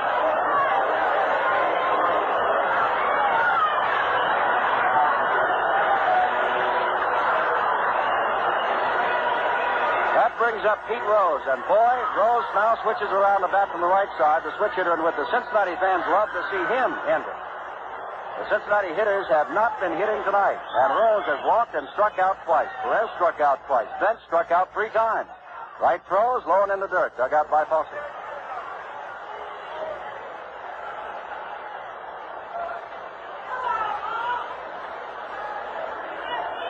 Right ready for the 1-0 pitch. 2 out, last of the 12th, 4-4 in this all-star baseball game. Very high, and it's 1-1. Make that 2-0. Beg your pardon.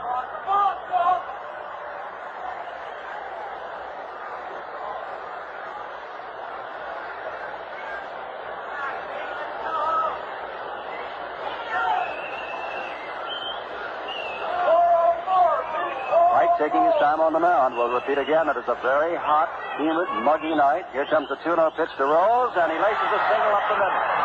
Otis comes over, goes down to one knee. Rose starts as though he's going to second base, but Otis hustles his throw into Alomar, and he retreats. So the winning run, Pete Rose, and that's the first Cincinnati player hit. And now the batter, Billy Grabarkowitz of the Los Angeles Dodgers. 341 is average, but tonight he's flied to very short left and grounded to short. 4-4 the score, 2 out, last of the 12th. Right throw, swing by Grabarkowitz. Strike. 4 runs, 12 hits, no errors for the American League. 4 runs, 8 hits, no errors for the National League. And Al Bartek, a veteran of 30 years in the majors, is having a long night tonight behind home plate as the umpire. Another swinging strike by Grabarkowitz, and on each occasion he's been completely fooled by the Clyde Wright pitches. These men play just up and down the road from one another. Grabarkowitz up at Dodger Stadium in Los Angeles, Wright down at the Big A in Anaheim, California. 2 strikes now. Rose leading off at first base. Still on the infield portion, meaning the dirt. Pitch is inside and low, and it's 1-2. Ball game creeping up on being 3.5 hours long.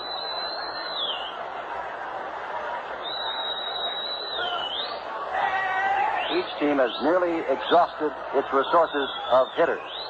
High and away from Grabarkowitz, it's 2-2. On deck, of course, is Jim Hickman of the Cubs.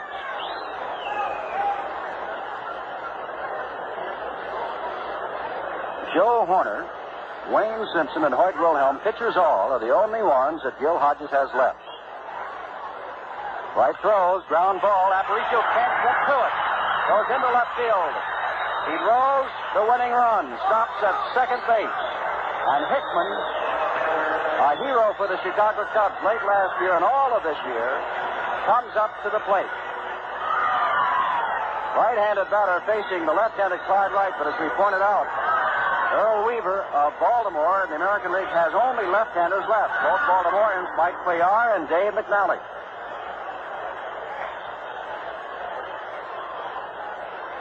Pete Rose at second, Bill Grabarkowitz at first, Jim Hickman at bat.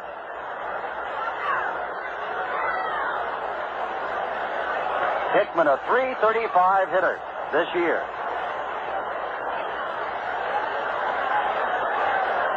"19 home runs, 63 RBIs. Wright looks back, throws. Hickman takes high, ball one. On deck is Dick Dietz, who has hit a home run tonight and lined to the second baseman. Wright staring in, 4-4 the score in the last of the 12th inning. A throw, strike right at the knees. 1-1. Barlick behind the plate we told you about of the National League. John Rice of the American League at first base. Frank Secoy of the National League at second. Bill Howler of the American League at third. Frank Deslin of the National League in the right field line. And Russ Getz of the American League along the left field line. 1-1 to the waiting Jim Hickman. And right into the stretch. Looking back and throws up the middle. Rose is on his way around. Picked up by Otis. Rose is coming to the plate. Throws a throw. He's in. It's all over. The National League wins.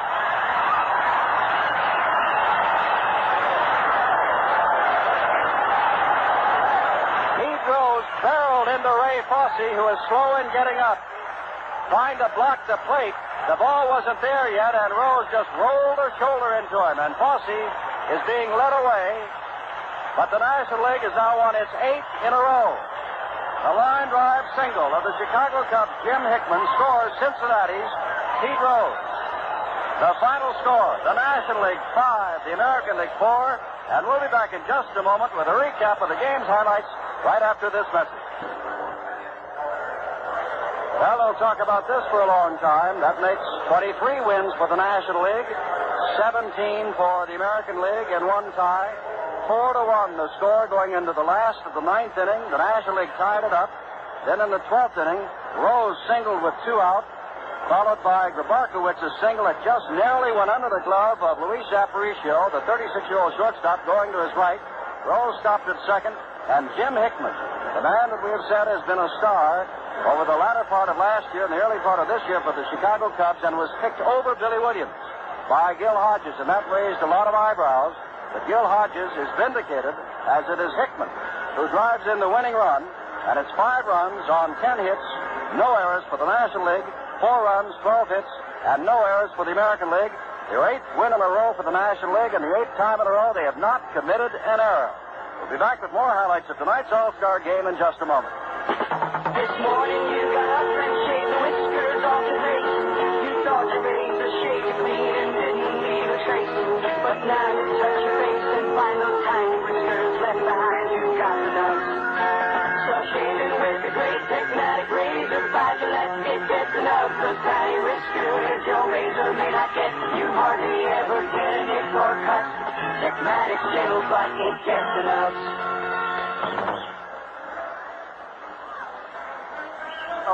Wrap up. Here is Len Dillon. How can a sales clerk who joined the Retail Clerks Union only a few years ago retire with $100 a month or more in addition to her Social Security? Well, her union agreement provides that her employer contribute into a pension trust for each hour of employment, and all active years of work are credited to her pension fund. For more information, check your telephone book for the Retail Clerks Union, or write to the Retail Clerks International Association, Washington, D.C., 20006. Jim, for the final wrap-up. And for a final word, Sandy Koufax. Thank you, Jim. Well, it was another great ball game, and as the pattern held out, the National League just keeps winning the extra inning ball games. Good pitching on both clubs, occasional little spotty pitching. A tough situation for Clyde Wright. Every pitch he threw could have been the last pitch of the ball game. He was in sudden death all the time. But everybody did a good job, and the only thing I can hope is that Ray Fosse wasn't hurt. He's having a fine year, and I'd hate to see anybody hurt in the All-Star game. Well, Charlie Hustle, Pete Rose was going to score that. As a matter of fact, Joe Cronin of the American League, and of course Pete plays in the National League, came over to him during the workouts here and said, Pete, you ought to stop going in head first. You're liable to get hurt. Well, he really came in head first and barreled into Fosse, but scored the winning run, and Fosse did walk off, apparently under his own power. I think he did, Jim. The problem was with his arm, and you never know. You just hope that he's all right. Charlie Hustle, as you call him, Pete Rose, what everybody calls him, it looked like he was going to slide head first, and looked up and saw the catcher had the plate blocked, and you just can't slide head first into those shin guards. So at the last minute, he just sort of hit Fosse with a body block and broke off the play and did not let Fosse even catch the ball, and then just fell down in a heap, both of them on the plate. Well, to recap for you, 5 runs, 10 hits, no errors for the National League, 4 runs, 12 hits, no errors for the American League, and the losing pitcher, Clyde Wright. The winning pitcher was Paul Osteen. It's the 8th in a row. It took 3 hours and 19 minutes and 12 innings to play here at the brand new Riverfront Stadium. And to show you what's going on now, they're putting the top down, but since it is all artificially turfed, all they have to do is put a little top over first base, second base, third base, over the pitcher's mound, and over around home plate. They can leave the entire infield open because they do have artificial turf. 8 wins in a row for the National League. They haven't decided where the next All-Star meeting will be, but NBC will be there, and I hope you'll be with us. In the meantime, you have a year's worth of memories of this fine All-Star game at the brand new Riverfront Stadium in Cincinnati. Our producer's been Len Dillon. Our engineer, Ed Kukas from WKYC in Cleveland. Tonight's 41st Major League Baseball All-Star game has been brought to you by STP, makers of world-famous products for your car.